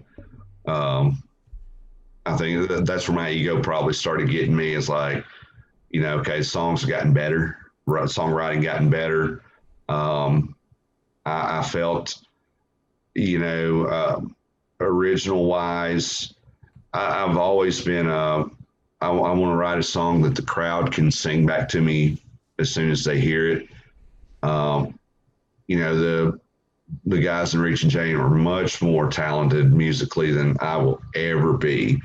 They were far more advanced than I will ever be, more technical side. And you know, I think all three of the guys, Sean, Ben, and Steven, they were huge, like into like the Dream Theater type thing, you know, the very stuff that musicians, you know, what they aspire to be musician wise. And I'll be honest, you know, I don't give a damn about musicians. You know, I'm there to get laid and to have a good time. And I'm not honestly playing for anybody in the crowd other than the people that are there to see me, you know, or have a good time. And I'm all about, you know, singing, playing Sister Hazel and all these college songs that, you know, we know that work. But these guys are so far more so far advanced than I was musically, and we did try to tie in some of that elements in our original stuff, and you know, mess with time signatures. And I'm like, you know, I can't keep rhythm for shit, to be honest. You know, anyway, and I'm like, okay, I'm going from 4/4 to 6/4 7/4. I'm like, oh God, I'm screwed on this. So I think it was kind of a, you know, I think a difference in philosophy on our original stuff. And like I said, that was probably my ego at that point, saying I think I can write songs that flow along that Matchbox 20, Sister Hazel, that kind of stuff, you know. And you know, I think we were just all different at that point as far as, and we'd even set it up. I told the guys I was going to leave the band, and was very cool with them continuing on with Reaching Jane. No issues whatsoever. You know, bringing another guy to sing, absolutely. I mean, everything was on good terms. I'll support the band. I'm all in favor. And we had basically my replacement all picked out and ready to go. And I think he started rehearsing with the band. I know on some of our shows, he even jumped up and sang some songs with us. And like I said, it was no hard feelings, but I wanted to try to get the solo thing a go and, really play the music that I wanted to play. 'Cause honestly, I think we were all tired of the songs we were playing. At that point we were playing minimum 3 nights a week at full band, 5 nights a week between all acoustic stuff. It was the same rotation. We had a lot of songs in a rotation. I don't even remember how many songs, but it always came down to the same, 40, 50 songs a night for the most part, with some small variation in there. And damn it, I was just tired of them, of the playing those songs every night and the same songs. And I mean, we tried to learn new stuff and we did. And, but it was just, at that point I was tired of it. And I was like, I'm going to kind of step out and do my thing. Man, I don't think that's like a bad thing or like ego trip with that. You mentioned earlier when y'all was getting that thing together, everybody having a different musical background, and you can write some pretty interesting tunes when there's somebody that you got people, all the cats in the band are got different backgrounds in that, and see what you kind of come up with, create something totally different on genre wise. But you get to a point, like say you're tired like that, and if you'd already developed your acoustic thing, you want to do something your own, and if you don't have if you've got that in you and you don't have that outlet to be able to do it the way you hear it and the way you want to do it, you got to go do something different for a little while. Yeah, and it came to that. Like I said, it was nothing. I mean, to this day, we're all still good friends, and well, Steven's my business partner, in the restaurant. Yeah. We've got a couple of that's we've never strayed far. Sean is still like a brother to me. Ben, all the guys that ever played with Reach and Jane, we're all still friends and nothing ever bitter. And like I said, I think it was time. It was a good run. It really was. But I think for us, it was time. And, I think it worked out well for everyone. Sean ended up is with Spunks now and has got a great gig there. Oh, yeah. Steve might not get the best he's running the restaurant, so he may, I know he has some rough days. He's like, I just want to go off the grid for a while. And then I think Ben's moved down to Florida and doing some stuff down there. So, I think in the end, it all worked out pretty well for us, and everybody is doing probably what they want to do and happy. And, we've teased of getting it back together for one night here and there, but I don't think I can sing those songs anymore. I know I can't remember the lyrics for them, it would probably be very ugly sight if there was ever a Reaching Jane reunion. It'd probably be very bad. Well, did y'all open up for anybody during that time? Any big acts? The only thing that I think I remember doing, I know we had a couple like minor acts that we opened up for. I know we opened up for the Romantics, the What I Like About You guys. Yeah. Assholes, by the way. Yeah. I'm not going to shit on a lot of people, but assholes. Bad experience, huh? Yeah, they would not let us even strike their mic stands. It looked stupid. It looked stupid that we had their 3 mic stands. We had to set our 3 mic stands beside their 3 mic stands. So there's 6 mic stands going across downstage. We could not move an amp, could not move nothing, could not move. That was horrible. I mean, that's the only band I'm gonna shit on. So I'm still pissed at that. I don't blame you, but that's shitty. So I'm sure there was some tour manager that was letting y'all know all this. Yeah. And I think these were the guys that There was something crazy else they did at that show. I forgot what it was. They were, I don't know, but yeah, F those guys. That's the only band I want to talk shit about. I have nothing for those guys. Um, I'm trying to think. Gosh, and that may be something one of the guys may say, no, we did this, but I don't really remember any major acts that we did anything with. I think it would all be like probably something at a festival, probably a B-level act or something that we opened up for or was on in the vicinity of the stage at some point when they played. I don't know. But yeah, I don't think in the Reach and Jane we did a whole lot of that that I can remember. Honestly, I don't remember. But you've had the opportunity to do a little bit of it solo. Yeah, even when we got Busted Screen Door, we did several Busted Screen Door, Yeah. and solo wise, I've done several shows with Paul Thorne. I've done several with Matt McAnally. Gosh, who else? Where was that video? That song, was it "Live Another Day"? Live Another Day.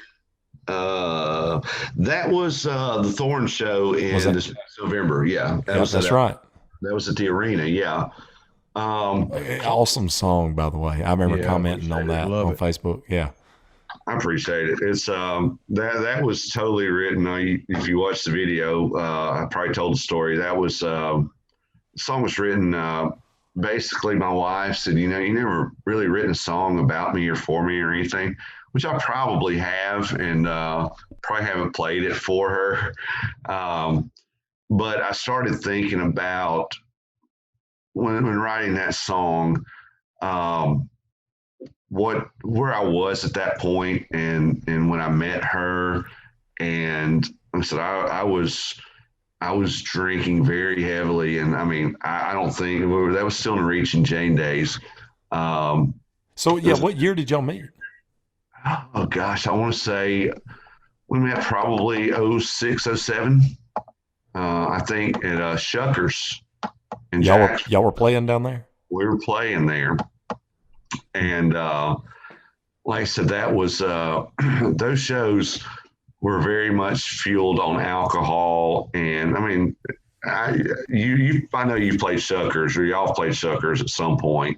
Yeah. It's a long ass night. It's a 5-hour show, 8 to 1 or whatever. And so by 10 o'clock, we're all pretty wasted at that point, to be honest. So I met her there, and nothing. I mean, we really didn't connect. I mean, until a little bit later. But she would come out when Reach and Jane, and at that point, I believe I had started my solo project or solo band. So I was still in the Shuckers rotation, but with another band. I think we were doing Tim Warren Band at that point. And so she would come out to those shows with some of her friends or whatever. And I guess one drunken night after the show, I professed my love and told her she was going to be my wife. And I think she probably blew me off on that, because I mean, I was probably not in the right frame of mind to say that, but somehow it worked out. And that prediction came true. That's not a prediction. That was a spoiler, right? Yeah. A promise. And she has stuck with me. And like I said, I think, she made me want to be a better, and like I said, I guess the backstory behind that is, it's always been, one of my many character flaws. I've always been probably a selfish person. Even in the Reach and Jane days or whatever, I'd see other bands having great success. I'm like, why is that not us? Why are we not that? There's all in local bands, guys, y'all know this. There's always that competition, who's got the bigger crowd, who's doing this song. What's, it is what it is. We all know it. And we've all had those feelings. So I'm not saying anything that anybody hasn't done or thought.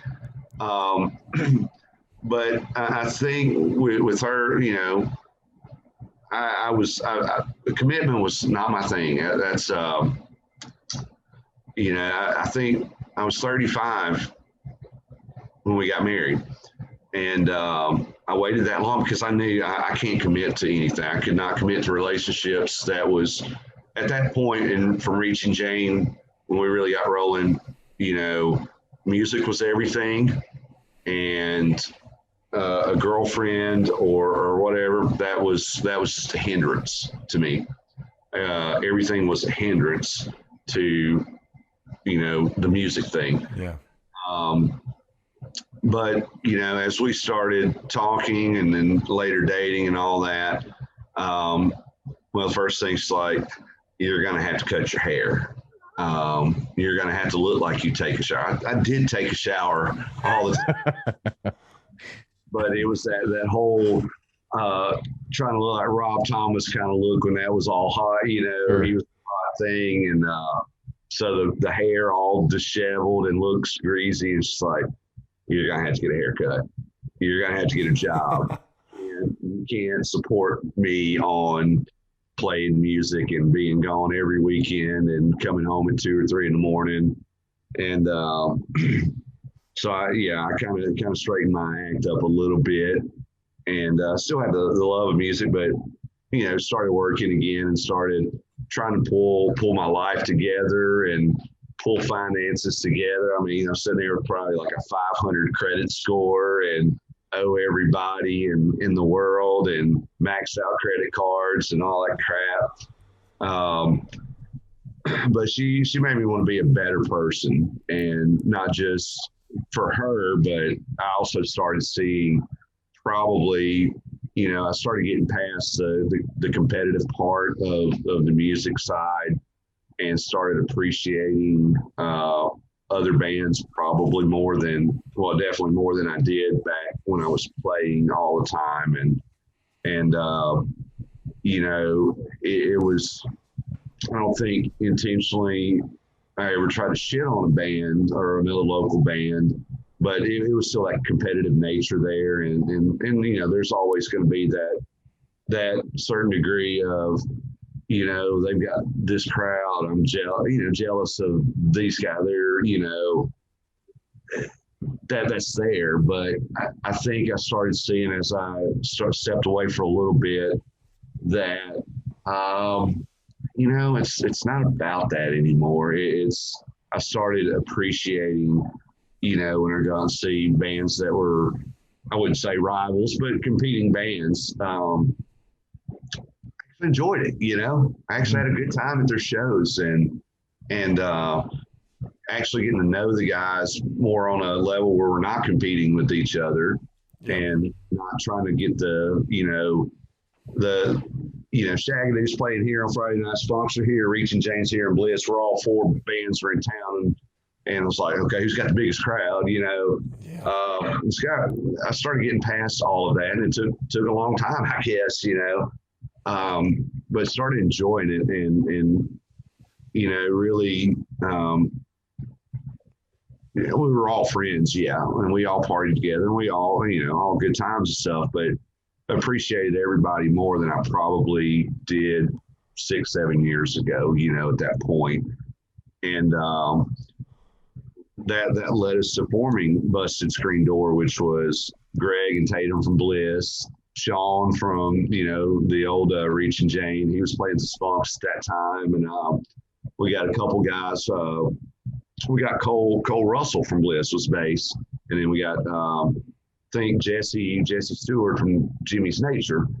So we all kind of, you know, we were like, we all love country music. None of us are in country bands.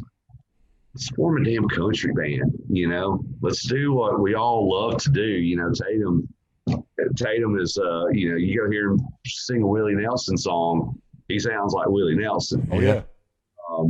You know, so we, you know, Sean, we were like, we love that 90s country stuff, Little Texas and, you know, stuff like that. And we're like, let's put a band together that we don't have to play all the the same songs that we play 5 nights a week already. You put something together that the songs you play is something you want to hear yourselves. Yeah. That's when it's fun. And I think that's what it was. I think we were probably playing more for ourselves Sure. than anybody else. And that was probably the most fun band, because there was no competition. There was no pressure for us. We did our thing. You've got 2 frontmen and Tatum and I in the band, and you would think that's going to create some friction. But no, it was, I mean, he did what he did well. I did what I did well. It worked. Gave y'all a huge diversity, you know. Yeah, and there was never any competition of who's going to outdo who or anything like that. It's like, guys, we're making pretty good money up here playing what we want to play, and we're all pretty good friends, you know, and it was fun. And that, I guess, Busted Screen Doors is really what kind of started paving the way more and more to make the transition over to the talent buying, because we were obviously trying to push ourselves as, at that point, we were an alternative. We weren't Bliss, we weren't Spunks, we weren't Reaching Jane, we weren't Shagadoo. We were pretty much full-on country band. And at that point in time, there's not, in Tupelo, there might have, in that circuit, that might have been us, maybe 1 or 2 others that are kind of doing the country thing. So we got looped in on a couple festivals, and I think our little break came behind, it was a Southern Belle thing down in Columbus at the Motor Speedway, the Southern Belle Festival. And they had like Daryl Worley, Colt Ford, Ashton Shepherd, somebody else. And we were the opening band. And Kim, that owned Southern Belle, I guess, fell in love with our band. And we came off stage. And the funny thing is, Sean forgot about that gig. And he played with Spunks the night before in Starville at Rick's, I think. And we're all there. Sean's on, and we're the first band on at 12 o'clock. Jordan Mallory singing the national anthem, and then Busted Screen Doors on. And it's like 10 o'clock, no Sean, not answering his phone. We finally get him like 10:30, 10:45. Sean, we play at 12. He forgot about the show. And he rolled in literally as Jordan was singing the national anthem, throwing his stuff on stage. And it was great. It was a great moment because we actually killed that show. And Kim, that owns Southern Belle, we came off stage, and it's like, somebody said, the owner of Southern Belle wants to see you in her trailer. It's like, okay. So I go over there, and I was expecting we're just going to get paid and all that, It's like, y'all need to be on the radio. And I was like, I know, I agree. Half joking, half serious. And she said, I want y'all to record an album, and I want to pay for it. And she said, I want you to do an original album, Busted Screen Door, and I want y'all to have a chance. So that's how that came together, and we immediately went into songwriting mode and wrote 12, 13 songs and got them cut. We cut up at David Duncan's studio there in Rienzi, and David played on the record. We had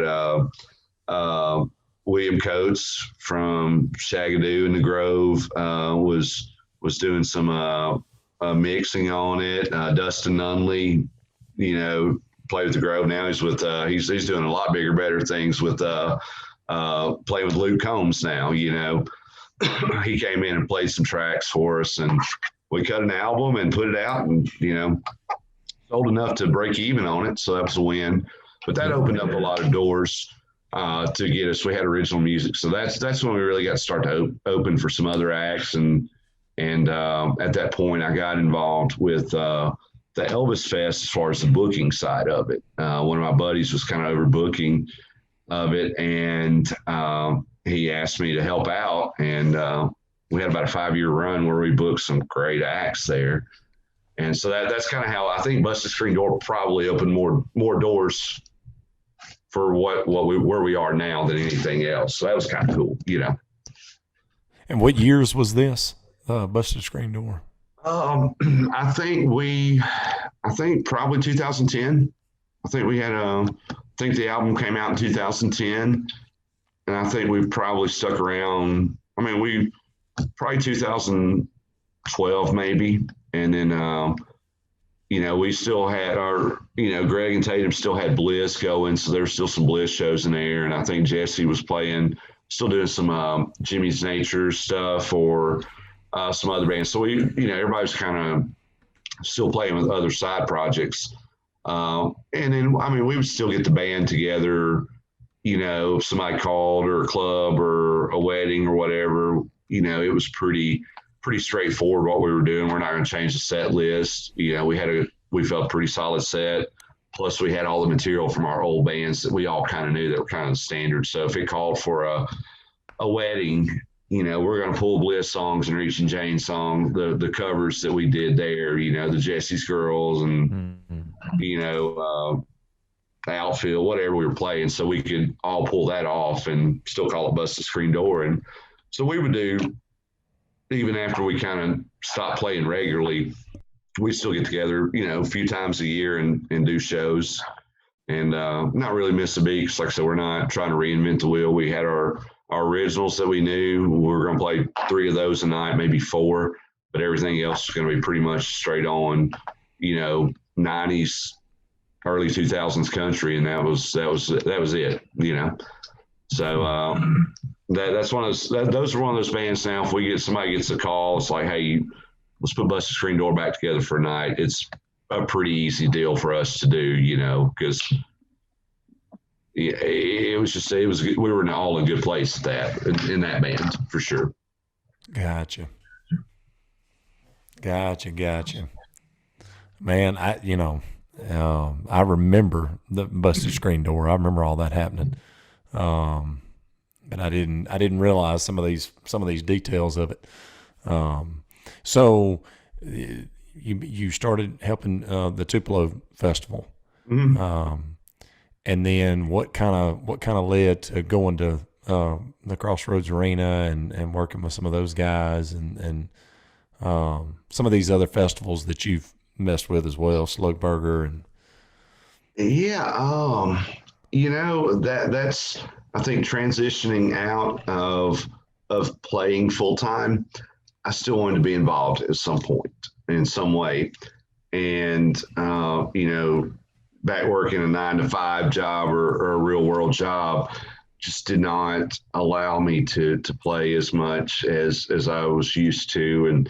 And honestly, after working, you know, 40, 50, 60 hours a week, you know, I mean, hell, I didn't want to play every Friday, Saturday night anymore. It really was. If I have to put on clothes to leave my house, it's got to be worth it at that point. You know, this $7,500 a night. What I can stay at home and get a good night's sleep, enjoy time with my wife, and you know, it's got to be worth it at that point. But I still wanted to be involved, and the Elvis Fest was probably a great tool. We absolutely pulled magic out of our ass a couple of years on that thing with no budget whatsoever.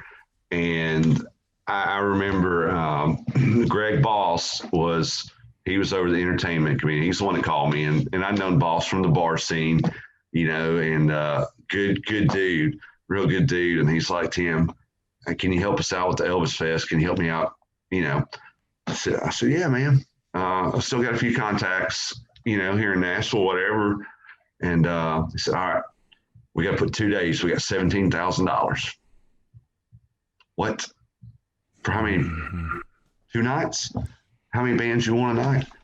We've got to have at least 3, 4 bands a night. $17,000.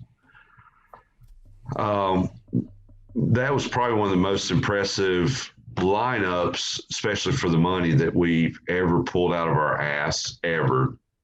I had Blackberry Smoke. I had Cross and Dixon. I had Jonathan Singleton in the Grove. Had Ty Herndon. And 3 to 4 local bands, and pulled that show off for $17,000. Wow. Then after it did very well, they gave us some more money to play with, and then we pulled a couple. I think coups. We caught Little Big Town, Randy Hauser and David Nell one year, and it was a routing day. I think they were coming from Baton Rouge. They played all three played like Baton Rouge on Friday night or something, and bought that whole show, I think, for $52,000. And Pontoon had just dropped, and Little Big Town just blew up. I mean, I think we had like 4,000, 5,000, 6,000 people. I don't remember the number. Hauser was kind of in that mid phase. He'd had a couple hits, but had been off radio for a year or two. But David Nell was hot with Let It Rain, Red Light, and all that, and Little Big Town. And with Pontoon, man, I was like, oh my gosh, I think we kind of raised the bar as high as we ever could on that. And so that led them giving us more money. We were able to go out and get Montgomery Gentry. I'm trying to think who else we brought in. I think we brought in Sister Hazel there. And then, of course, there's, we put Paul Thorne in there a couple of years. Paul needs to play the Elvis Fest. It's a hometown show for him. He needs to play it. Sure. I was able to get Robert Earl Keen in there. So we were able to really, I think, up the game with the Elvis Fest. And that led to greater connections as far as the agency side of things, that okay, now I can make calls directly to agents and couldn't feel bad about it, because okay, now I've spent some money with them, and they would take my calls now or return my calls, whereas before it's like kind of a crapshoot, till they get to know you and see you're serious and they're actually going to follow through and spend some money. Those guys get calls.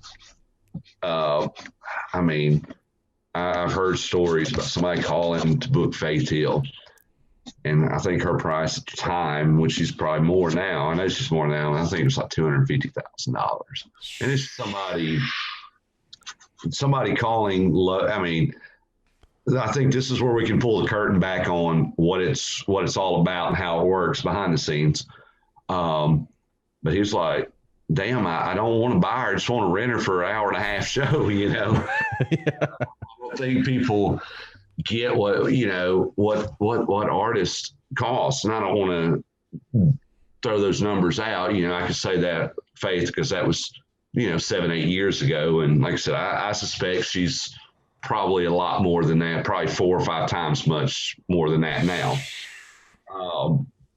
But the Elvis Fest led to other smaller festivals. And I started seeing things like, gosh, these guys are making money here.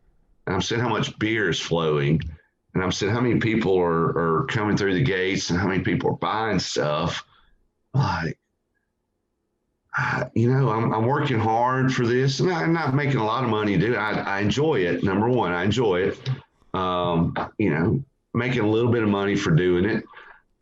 And after doing that for a few years, I was like, I need to get in on this myself. If I can do what we've done at Elvis Fest and get these kind of acts and see what the numbers they're doing, it's at some point I got to jump off and take a chance and do it for myself. And that's where it led to us starting Volunteer Entertainment and taking that leap of faith. And it's a scary leap when you're playing with your own money. When you're playing with house money, I had no problem booking Montgomery Gentry. I was like, made my money, and they were not cheap at that point. And Lord knows I didn't have that access to that kind of money or that money in my account at all.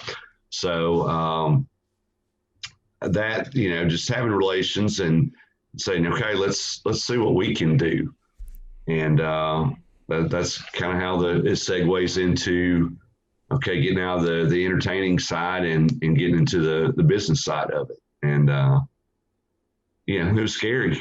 It was very scary. That's why I still work a real job these days. It's like, okay, this is one thing. Income, real income takes care of living. And, it's kind of like you're in Las Vegas on the tables or something. You've got to, hope is not a strategy. Sometimes you hope, and I think we've gotten smarter about it and really doing the research and knowing your demographics and that's questions I ask now when I'm looking at any act. I want hard numbers of what's this act doing in this region paid, what's total paid, what's total attendance, what's comped, how much beer do they sell, how much merch do they sell. Sure. Yeah.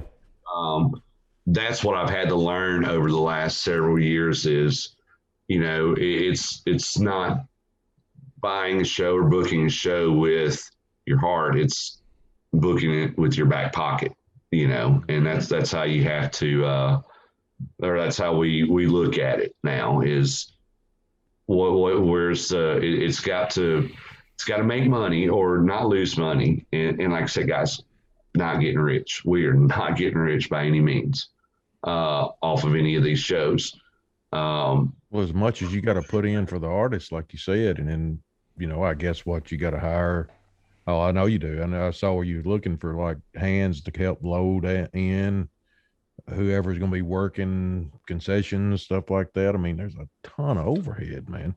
And yeah, I think that's where, and I was one of those guys. I remember the first like really expensive concert ticket I bought was Tim McGraw on the Everywhere album tour. And that ticket was like $60 back in like 95 or 96. I was like, this is actually ridiculous. And I was like, that's ridiculous for a ticket. I think what people don't see behind the curtain is that artist fee is just one thing. That's one small piece of it. Then you factor in, like you said, you've got to have a room, you got to have a building, you've got to have security, you got to have people take tickets, you got to have people sell tickets. Sound and production. You've got to have, you got to buy concession stand stuff. You've got to buy beer and liquor. You've got to have, that great little rider that's attached to that contract that, I haven't had any green M&Ms people, so to speak. But there's some stupid stuff on there. Probably at the very least something catered to some standard. I can tell you a number just on catering, and I'll use Trit because it's not Trit's catering was almost $2,000 for that show. So you think there's hot breakfast for 12 people at 8:30 in the morning. There's a hot lunch for 30 people at noon. That's including your loaders and your stagehands. And then you have a hot dinner at 5:30 for 30 people. And then you have an after show food with like chicken tenders or wings or whatever for 12 people. And thankfully, a shameless plug for my restaurant Taylor's is Travis Tritt called in an order for some catfish from us. So I was very happy about that. So that was, nice. So yeah, just in food alone, feeding everybody for the day, it's a couple grand. Yeah. And then there's other things. You've got to buy bus stock in, that bus stock includes liquor, beer, snacks. You can alter those contracts and get a slimmed down list, but I mean, it's very easy to spend, $2,500 on bus stock and catering. Hmm. And you've got to provide 10 to 12, 15 hotel rooms that literally these guys probably are not going to go into. If they do go into it, they're going in there to shower and change, get ready, come back to the show. So you're spending, $100 a night on a room for 15 rooms. Then you have 2 runners. So you got to have 2 vans or 2 SUVs, paying 2 people just to be on standby to take the artists or the crew wherever. So there are a lot of expenses that most folks don't factor in as part of the cost of the show, and that's why you have $50 tickets or $75 tickets. Some of those production riders are pretty stout, and I use Billy Armstrong for all my shows. And I mean, even some shows, Billy has to go out and rent extra lights or extra piece of equipment just that's on these riders. This is the minimum that they will accept on lighting, or the minimum on sound. And I mean, it's just a lot of extra costs there on top of paying the artists. So you say, okay, yeah, we're getting $50 tickets. Okay, number one, we've got to pay 3% tax on every ticket that's sold. Okay, that's off the top. And then you're paying your credit card fees. Every ticket is bought with a credit card. You're paying that 2 or 3%. Then you have insurance for a show. That's 59 cents per ticket that the promoter is paying. You're paying the utility bill for an 8,000 seat arena for 24 hours to make sure it's cool or warm, depending on the season. It's a couple, $3,000. So, you book shows to, hopefully the goal is to sell enough tickets to cover expenses. Your profit is going to be your cut of beer and concessions. That's honestly what you hope to do. And if you don't do that, your profits from your beer and concessions are going to have to offset what you didn't sell in tickets. So it's just, you just have to do more research than you think you would have to do to book a concert, and who's going to flow well with that demographic. Which act is going to be a good supporting act for that artist? What meshes well. So it's a process. I mean, I'm trying to make it out to be a science, but sometimes it is. Trying to figure out what's going to work. So, well, as fun as it would be to put all that together, and I don't know. I mean, the more you're explaining it, you almost got to be kind of an accountant to take into account all these factors. And even if you're getting off on doing that and putting together and let's see if it works, you got to be on pins and needles a little bit. Like, I hope all these people come in here. I hope they go buy some stuff, Oh yeah. like, until it's said and done, to know, okay, this worked, Well, I mean, literally today, I got the final settlement on the Travis Tritt show. So that was Saturday night. Been almost a week. Yeah, so almost a week to get everything, to see how we did on it. So yeah, it's now, like I said, it's a rush, man. I love it when you hit a home run. Thank the Lord, Travis Tritt was a home run for us. Yeah. We walked in the day of shows like, we're good. This is going to be a good day, Several shows I've done, it's like, God, we just need 100 more people to walk up today and buy tickets at the door just to, get us close enough. But like I said, I guess that's my rush now. I still love to get out and play music every now and scratch an itch, but I love that side of it, the wheeling, the dealing, the knowing that you can put your company stamp on this show, and I think we're creating a great economic impact in Corinth and Alcorn County. I heard of one restaurant in town actually sold out of food Saturday night during the Hey, trip. Nice. Great side effect there. Yeah, I mean, it's tax dollars that are coming Sure. into the town. But it's a good look for the arena that, we're putting full houses in there. So that part's very rewarding for me. And, kind of tying back to what I said, I started appreciating bands more now that I'm not doing it and enjoying it is giving, guys that may not have a chance to play an arena ever in their life. Right.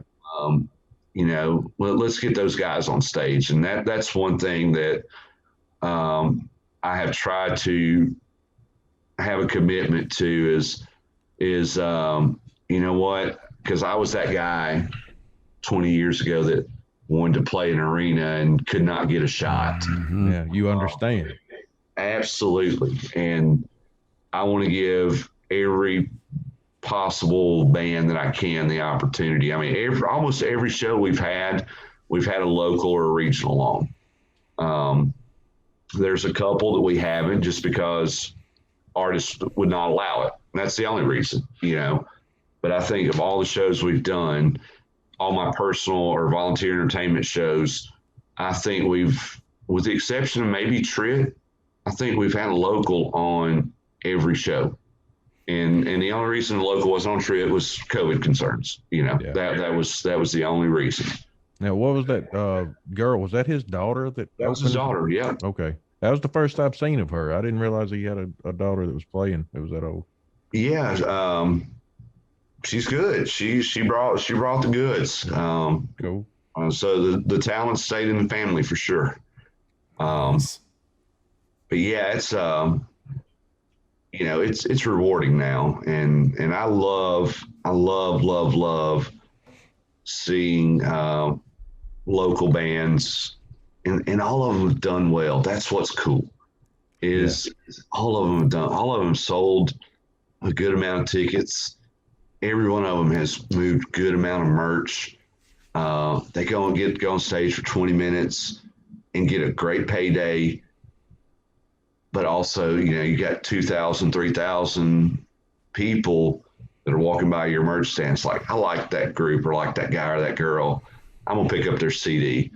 I mean, I've had some of these local acts. I mean, they've sold upwards of $1,000 in merch, a 20-minute show.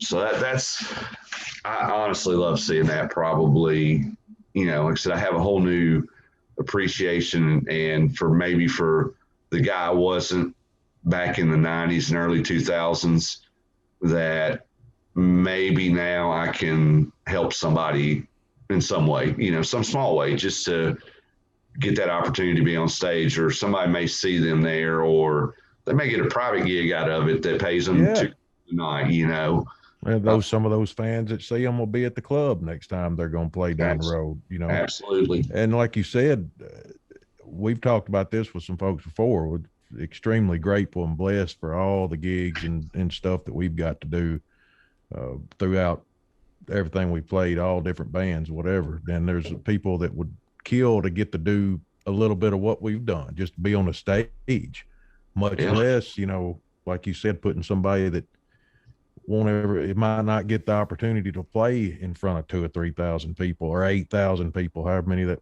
place holds, and be on a stage that grand with that kind of sound system and all that stuff, man. I mean, you're making somebody's dream come true.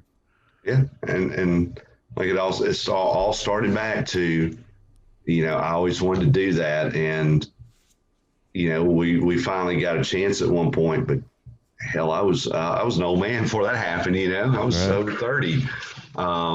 And that's something that I hope that we don't lose track of and never forget. And like I said, every show that we have, if we can put a local or regional on it, we're 100% doing it. Like I said, there's going to be some that are not going to allow it. And I get it, 100% get it. Okay. That, that a national artist only wants another national or whatever on, and we honor that, but we do go to war for our unsigned local regionals to you know, hey, give these guys 20 minutes, you know. Right. And so that's been cool. That's been definitely a high point for us to see that. And the list of bands, gosh, guys, I'm gonna have to figure out some. I mean, there's so many bands that you know, we get hit up with, and Oh, I can imagine. I'd love to, you know, that's going to go back to the are you the right fit? What kind of crowd do you draw? Are you going to draw? Do you have original stuff? That's Yeah. you know, that's the one thing that I ask is I really want bands that have original tunes. They don't have to go up there and play all originals. Get up there and play your stuff. You know, they use that opportunity to Absolutely. finally get somebody to hear it, you know. Yep. So yeah, we as we roll on through the rest of the year, you know, Gary Allen, we're able to have a couple locals on opening for that. You know, we've got Sawyer Brown, Little Texas. You know, we'll have Buckshot's going to be on that show. And then we've got Addie Pratt, who's from Corinth. I don't know if y'all know her story. It's a great story. I've heard of her. I don't know the whole story with it, but I've Yeah, heard of her. she is I think she may be in college now. Cancer survivor, childhood cancer. Brad Paisley took her under his wing and cut a duet with her and helping her, got her through the music industry now, and has taken an interest in her. You know, we've got let's see, we've got Chris Jansen and Joe Nichols coming to the arena. We have a Greenville, Mississippi boy opening up there who's making some marks, Jay Burgess. He's working with Steve Azar. And so Azar's, I think, pushing him and working with him. But he's another Mississippi guy that we're putting on. And like I said, we've got a couple other shows that, you know, we're not announcing just yet, but they're going to have local guys on them. You know, next year we've got a couple shows already confirmed. I've already talked to a couple of local bands that I want to have on those. You know, every show that we can, we're putting one of these local or regional guys on. So it's been that's cool. You know, I like that. I love it. I love it. Now, speaking of you earlier, you were talking about the restaurant. You had Kane come in there one day, WWE wrestler. Yeah, I'm sitting there working, man, and this big ass guy walks in. I'm 6'4". I'm a pretty tall guy, and holy crap, this I almost say Kane's probably at least 6'7", 6'8", and he's probably about 2.5 times wider than I am. Honestly, one of the nicest individuals I've ever met. As far as anyone who's famous or whatever, you know, I told him, I was like, man, I grew up watching Memphis wrestling. So, you know, we saw all these guys come through Memphis. He came through Memphis, and we were talking a little bit about that. And he was meeting somebody there. And I said, hey, man, before you leave, if I can get a picture, that'd be cool. I don't want to bother you, you know. And he's like, sure. And I was kind of, yeah, this guy's gonna walk out. Forget. He actually, I was actually had taken a call and it was on my phone. Somebody came out there and was like, this dude's out here waiting for you. And so he's like, hey, I want to get that picture that you wanted before I leave. And so he's kind of, you know, hung out and waited for me to get off the phone so that, you know, he promised me a picture. But he was one of the nicest guys, man. He was super cool dude. Yeah, he's a mayor of a town, I believe. Knoxville, man. In big time. That's right. Okay. I thought it was in Tennessee. I couldn't remember. What brought him to down there? He was meeting somebody. So Really? Okay.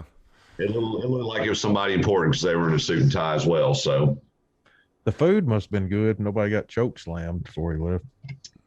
we hey, a plug for the restaurant, man. We bought the restaurant probably 3 or 4 years ago. Best catfish in Corinth for the last 15 years. So This is Taylor's, right? For anybody that doesn't know listening. So yeah, we generally win best catfish every year. We generally win best seafood. We're usually a runner up on steaks. But and then we started winning best buffet in town. So that's definitely been a blessing for us, you know. And Steve talked me into that one. I was not having it, and he's like, "Man, this is a good deal. This is a good deal." I was like, I'm scared, man.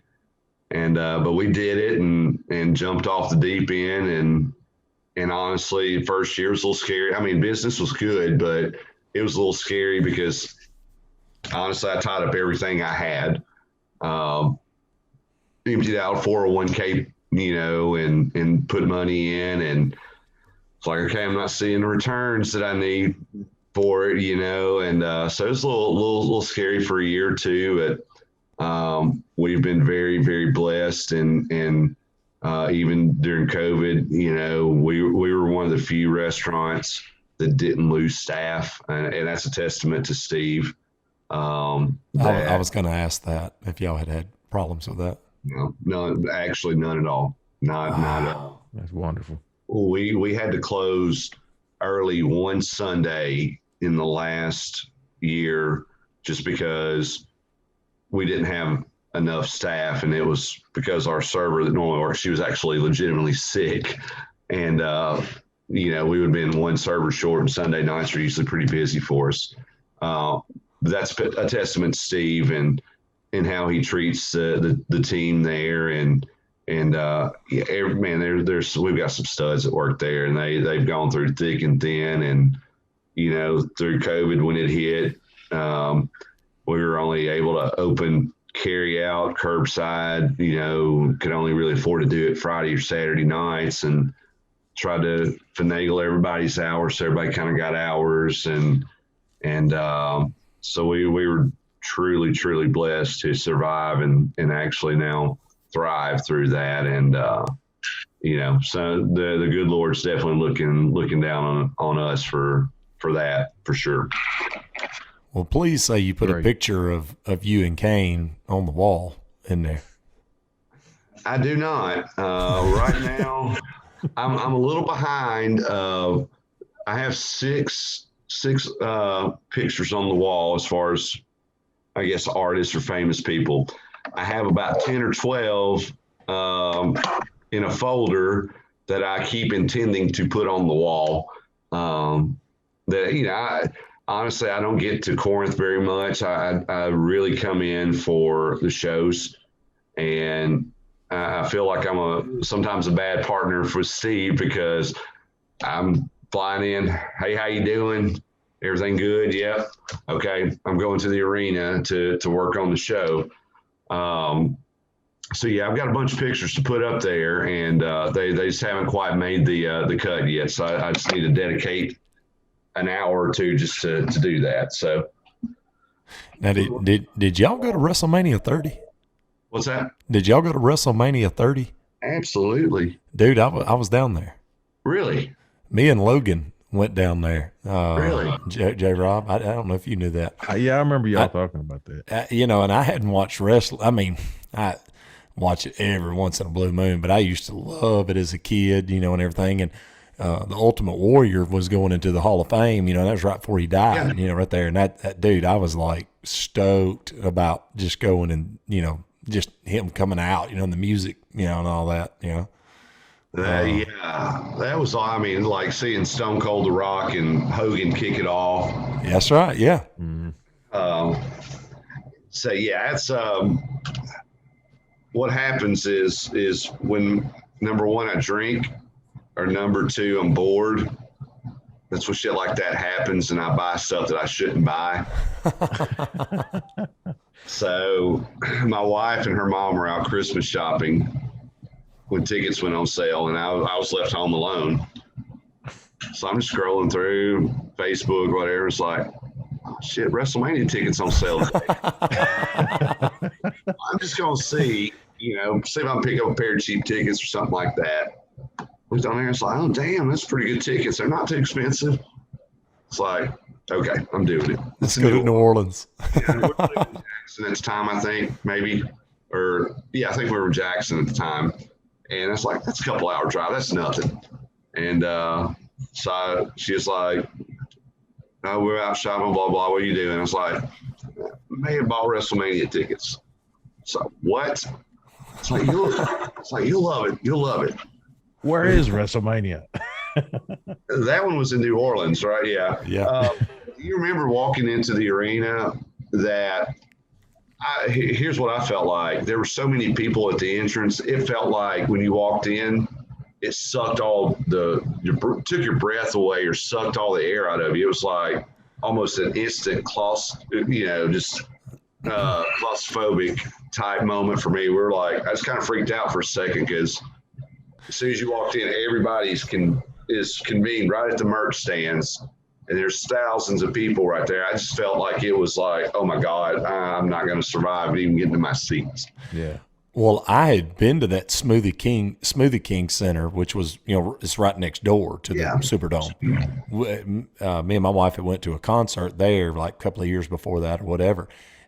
Superdome was the biggest dome I'd ever seen in my life, dude. That was like, I was like, good Lord, this place is massive, that is not like these small arenas or these arenas. That dome is huge, man. That's why that place has been around so long, man. I mean, a lot of these other football stadiums been torn down or super renovated, whatever.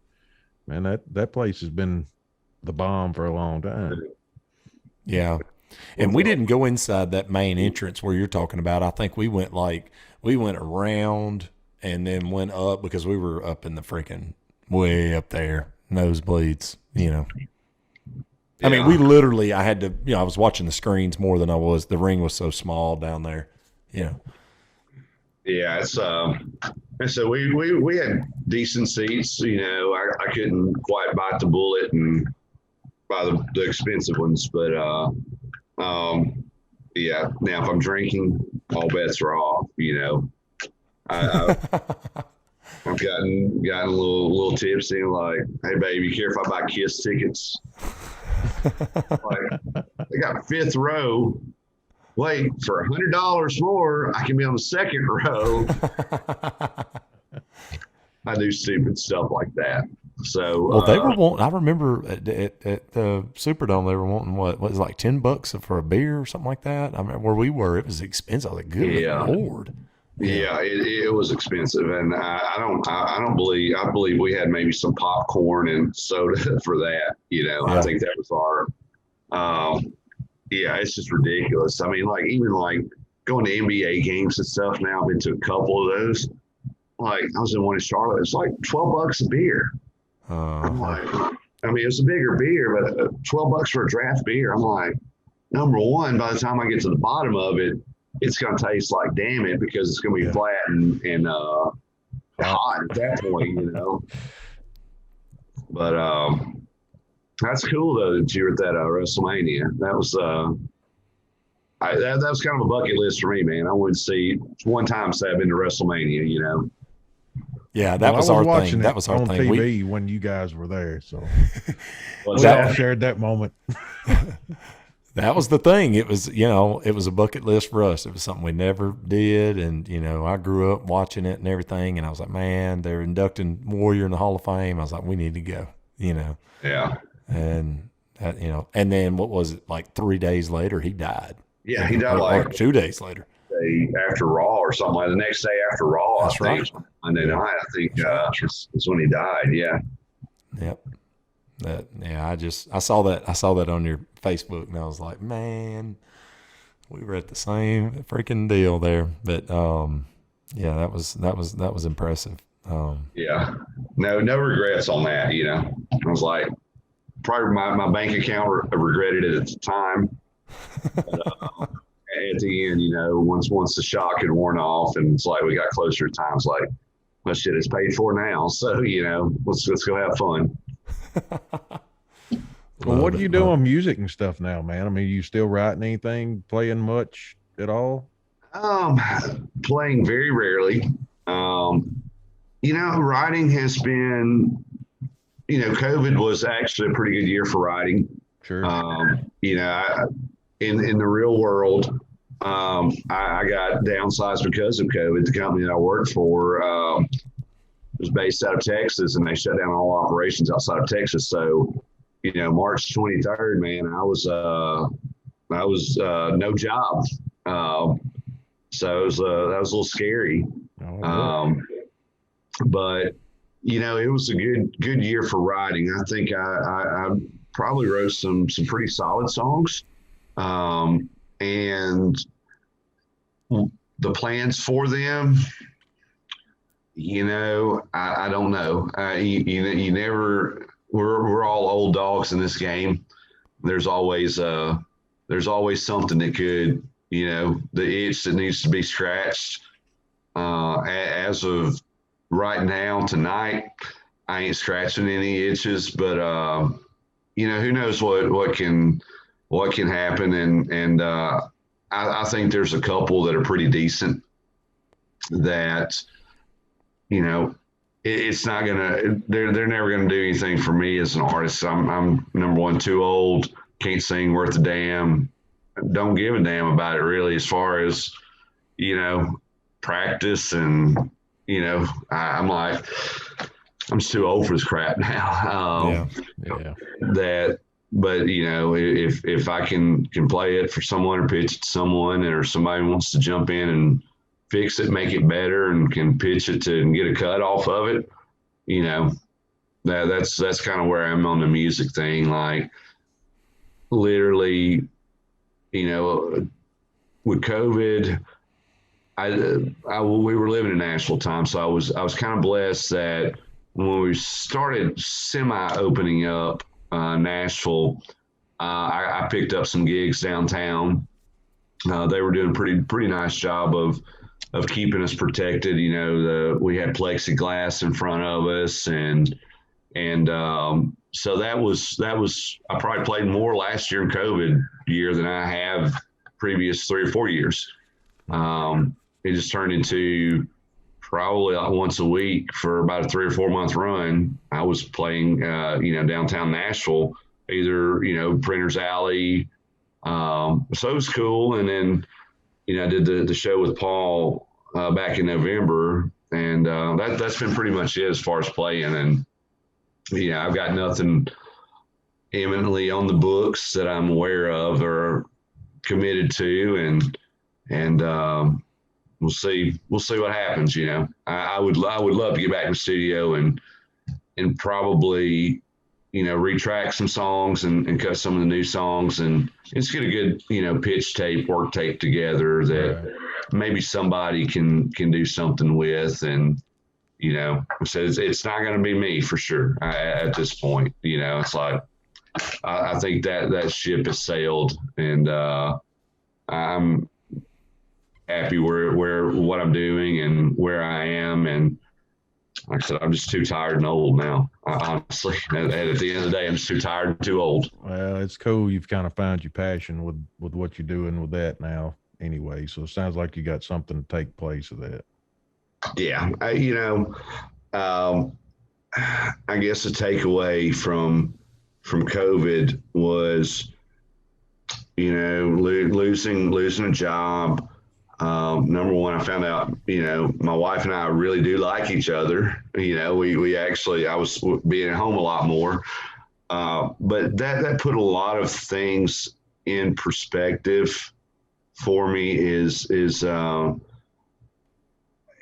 for years and years, it was about getting that next best thing, or chasing a title, or chasing money, or, that for probably 10 years, I don't think I've been the best husband that I could have been, because I'm always chasing something and was never content with status quo, and never really stopped to appreciate what you have.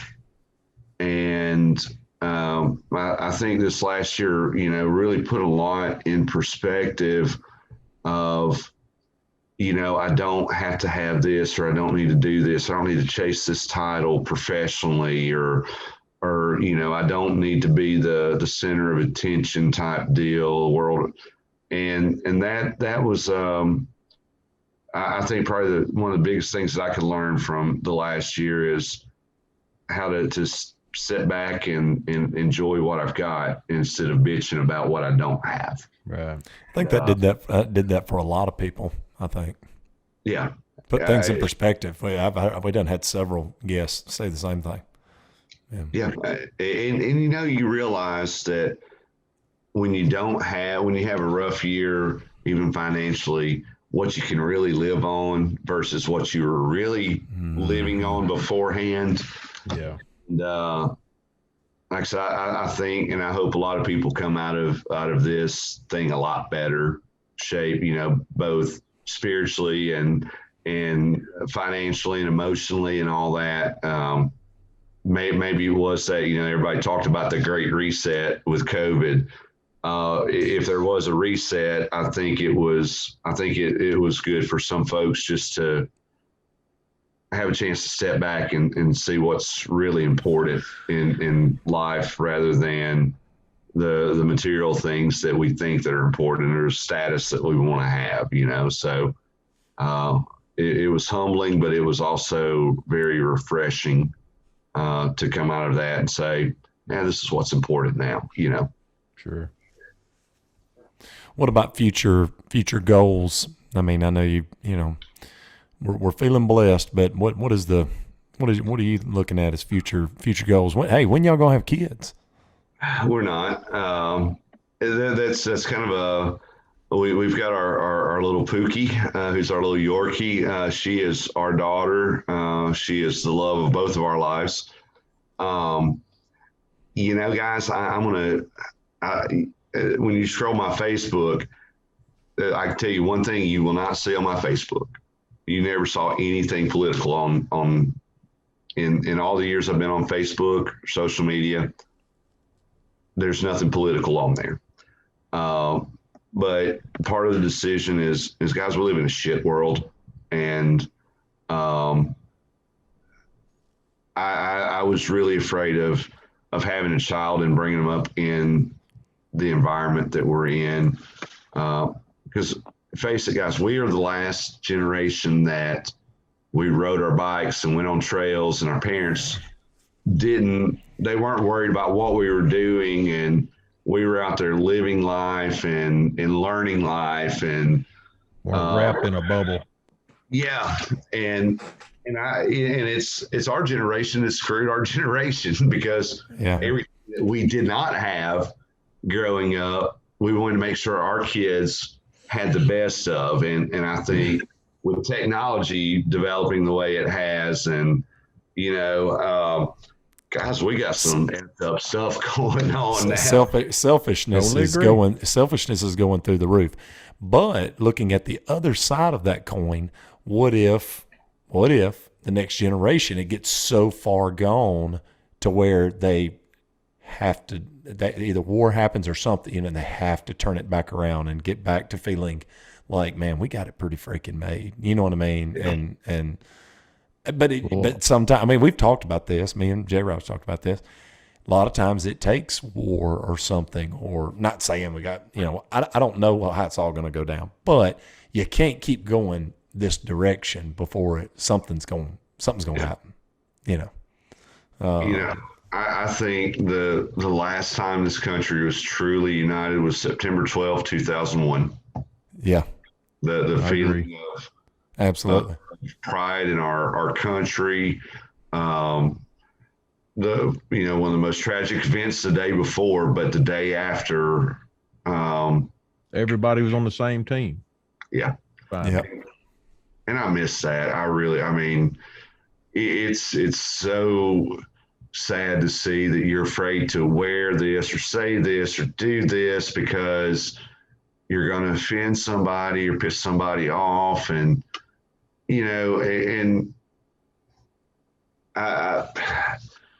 what happened to the America where it was freedom of, speech, freedom of, Yeah. and whether you like it or not, shit, that's what that person feels. Yeah, that's the freedom of this country. You can feel have how an you want to opinion. feel. You can have an opinion. Yeah. You know, Without and persecution. yeah. Of course, I got three boys, and I'm just hoping that it's gonna, some things are gonna happen, and maybe they're gonna be helping with a lot of that change, and I mean, I don't know, we took a chance, but I've had that stuff cross my mind as well of like, oh my God, what world are we bringing them up in here, and it's a shit show right now, it really is, and Yeah. you just. I don't know, I don't know. Yeah. It's got to get better though. It's got to at some point, and like I said, to your point, I think I really do think it may be the next generation or whatever that we maybe see the simple life wasn't the worst thing ever. And we start seeing some, falling back to some of that stuff. I mean, I truly, guys, I think we probably had the last great childhood. And no matter what our backgrounds are, that's something I wouldn't trade for anything is how we grew up and our age, that was great stuff. The funny thing is, and we was talking about it earlier in this podcast, is how we were the kind of the last generation before internet, because we remember having actually adulthood nearly, right there at adulthood without really any significant internet, right? Or cell phones. Yeah. So, but one thing that's a common thread here is that all this is really happening. And I remember being in a class at Mississippi State. Matter of fact, we were talking about that earlier. And I remember being in that business class, and the teacher said, "Look, things that used to take 20 years to happen is now taking 1, right?" Or he went through the years. He started like 1900, and he started back like when vehicles first came, and then airplanes, and then when TV came and it was black and white, and then when color and all this stuff, and then he started talking about the things that just happened like in the past year. And then talking about how quickly, and how information's happening quicker. He said by the time, and I want to say he said 2020, but he was like, by the time we get to, the year 2020, things now that are taking, a year to change or to happen is going to take like a week, 2 weeks.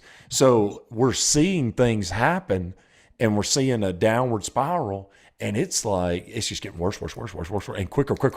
And it's just getting, it's like, oh my God, this has got to stop, But I think a lot of it's because of how quick information's being passed, how fast things are rapidly changing, and it don't take long at all for anything to happen. So it's like, I don't know, man, there's going to be a roadblock at some point. It just can't, we can't be the free America that we were, that we knew,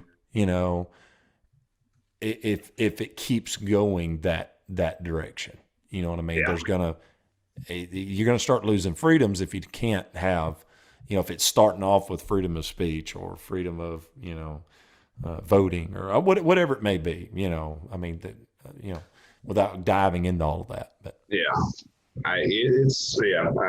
something's got to break at some point. I don't know what that is, but it's to your point. Like you can buy a house without. People buying houses without even looking at houses in person. You can do it all. With COVID, you can buy a car, have it delivered, paid for. It's crazy, and I'm still adjusting. My old ass is still trying to adjust to some of that. Like I'm used to doing this. If there's something important, I'm not texting. I'm calling somebody if it's something important, and instead of texting them, But yeah, it's crazy times. But you know what? We were the generation before us probably thought the same thing about our group, that we were going to screw the world up. Well, see, I've got a point on that too. you know, where our dads used to say the world's going to hell and all that kind of stuff, whatever, was that gradual progression that was happening that was the same almost, you know, it got a little quicker.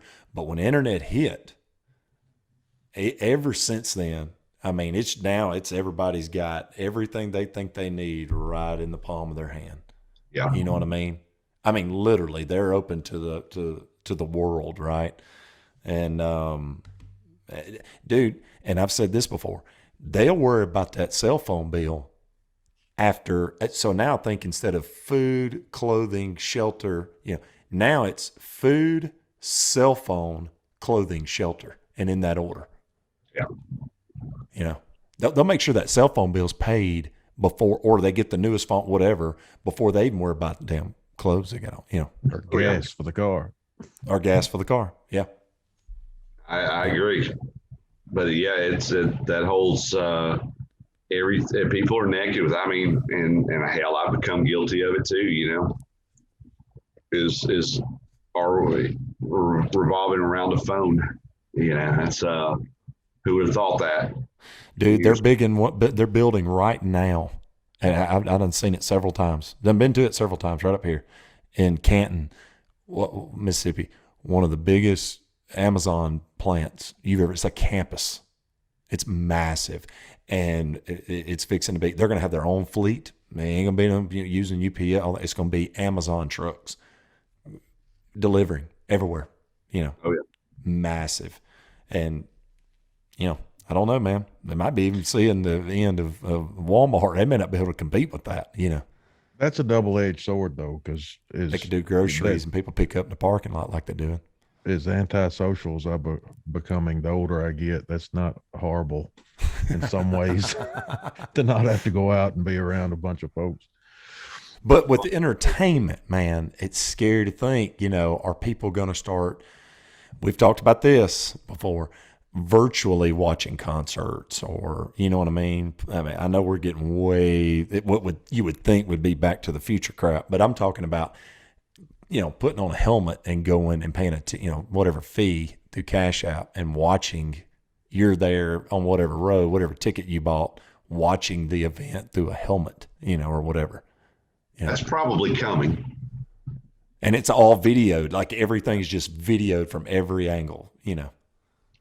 That would not surprise me at all. I do hope there's enough people that want to come to live shows, so that, No doubt. you know.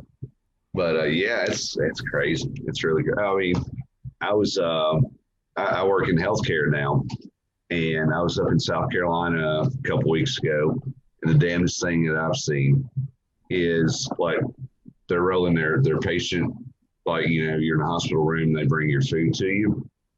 The carts that they were like self-control or whatever, like there's nobody pushing the cart taking the food to the patients. Like these carts are just driving down the aisles of the hospital like by themselves. I was like, I have never seen this before in my life. Oh, was it you I showed, J-Rob, the video? Domino's Pizza has came out with a car that delivers your pizza and nobody's driving. You go up to it, you put your debit card in. Yeah, you put your debit card in the side of it, and the door opens up and your pizza's there. That's crazy. They're fixing to start doing them in all the cities. Walmart was doing that stuff last year with like a robot that goes out there to the shelves and scans to do like quantity checks, tell you what needs to be stocked or whatever. It's, you know, That's crazy. I mean, that blew my mind. I was like, what in the hell is going on here? yeah. I mean, they're loading the patient's food in the air, and then they're just damn things taking off by themselves going down the hall. I'm like, Hopefully they don't start doing that with people's medications. That'll be a catastrophe. I don't know. If I'm in there, maybe they'll send the good shit my way, you know? Dude, I don't know, man. I don't know. Things are definitely changing all the time, and but let's hope that entertainment doesn't become a thing of the The thing with that, man, is it could catch on with people watching stuff online like that, but a person that truly loves a live show, live music, when they go to a show, I mean, and we all know, as having performed, for years on stage. That person that's watching the show like that is getting the same feeling and energy as what we do when we're on stage, you know, with that give and take of energy with somebody in the crowd. So I mean, whatever that is that people really love, a phone or a computer screen's not going to take the place of that. It just isn't. I don't think. Not Well, fully. you know, you remember Richie fully. we had Richie on the show from US, you know, the drummer from US, and they did a virtual show, didn't he say, several months ago? Mhm. And they literally saw the it was for, I want to say a sorority or something like that. And they saw the girls on the TV screens, our birthday, maybe it was a girl's birthday or something, but they saw the girls on the TV screens. They set some TV screens up in front of the stage so they could at least have something to be, you know, that we're performing to. And the girls, they could see them, but then I guess lifetime, you know, and they were performing to that, and there was an empty room, you know. It's crazy. And they had, you know, some video cameras set up, so, you know, and they paid them to do that and for them to watch it at the living room, you know, whatever. That's crazy. I mean, I'm proud for them. That's crazy. So it definitely started happening, even with that, you know. But yeah, people like us is going to want the real. I just wonder, you know, For how long? you know, once we start, you know, getting to, I don't know, man. I don't know. This is weird times for sure. But I was encouraged to see a lot of these shows that are starting to pop back up, and I'm seeing them in my feeds and stuff, and seeing people with crowds, and then that, you know, even your Travis Tritt show. I was like, man, yes, thank God, you know. It was, you know, we started going back to shows. We had an Aaron Lewis show in Birmingham probably a month and a half ago, and you know, me and my wife went out there, and man, it felt good. And I mean, it was a socially distanced show. It was an outdoor show. But man, I can't tell you how good it felt to be back at a concert, to feel just that much normal, you know. And then, you know, the Tritt show was just looking out in the arena and seeing all the people there. And it's like, gosh, I miss this from a fan standpoint, you know. It just felt good. And I'm glad to see, and I hope everybody's shows do well. I hope every one of them sell out or close to selling out, and we just ride that wave. And you know, I saw the CDC mandates come out today that if you're vaccinated, you don't have to wear a mask indoors anymore or events. And I'm glad they let me know so I can now quit wearing my mask all the time. what's that? You're telling me I ain't been wearing it anyways. Yeah. So I mean, I'm glad to see that, and like I said, I think the floodgates are about to open. I think we were very lucky, and I'll tell you on this Tritt show, guys, I was absolutely scared to death. We were at that point. We had to make a decision. It was a shit or get off the pot moment for us. I literally, you know, we knew we were at 50% capacity. Okay. Or we were under 50% capacity with where we had the show scaled. We were going to be fine. I'm like, well, how's this going to look? What's it going to look like? Is it going to play? I called. He was supposed to be in South Carolina on Thursday night and Friday night, and he's coming to us. I called one of the venues in South Carolina. It's like, is your show going to play? It's like, no, we're rescheduling in November. It's like, and there was one date Travis had left open that would work for us for a weekend that was a little bit later in the year. And I mean, it was one of those moments like, we're either going to get lambasted for this, for making the show happen, or it's going to be a home run. And I think we were the first. I think we beat Tupelo by a couple of days by announcing, I think, their first show back, and that was all just a coincidence. But you know, we just sit there and it's like, well, I mean, what's what's worst case, what's best case, talking with their management and all that. It's like, you know what? We cut a deal saying if something crazy happens on mandates, cases spike, they cut our capacity, the show's just not selling, whatever reason, 1 month before we're going to reevaluate, and we've got that window to cancel it or move it. And guys, we put tickets on the outset show. Tickets went on sale. First day, we sold 1,200 tickets for that show. First day, it's like we got a home run. I mean, we literally first weekend we sold 1,800 tickets, and we had it scaled. We had that show scaled at 2,100 seats originally. We had to. I felt bad because we call it a sellout because we sold it out. And it's like, okay, well now we're at 50% capacity from the state. And Tritz, people's like, let's sell more tickets. Can you sell more tickets? Like, oh yeah, it'll sell. We have another 400 tickets. Sold one day, 400 tickets one day when we did that. And so can we get more tickets? Like, well, okay, we're getting close now, 50% capacity, whatever. But we opened up, and it was the craziest thing I saw. I mean, I thought, honestly, guys, I thought the Tritz show was going to be a good show. I did not expect it to sell as many tickets as it did. I thought it was probably 2,500 tickets tops. Looking at Travis Tritt numbers, what he was doing, that's about the average. And people, I mean, like I said, it was so great, and people were so receptive, and so, I mean, it was great. It was, and like I said, I hope every other show that starts happening, that it's that same kind of vibe, because it was just, it felt good. It felt good from behind the stage with, Tritt's people and his daughter's team, and from the front of the stage, from the people that bought tickets. It's like, it was pretty dang awesome. Heck yeah.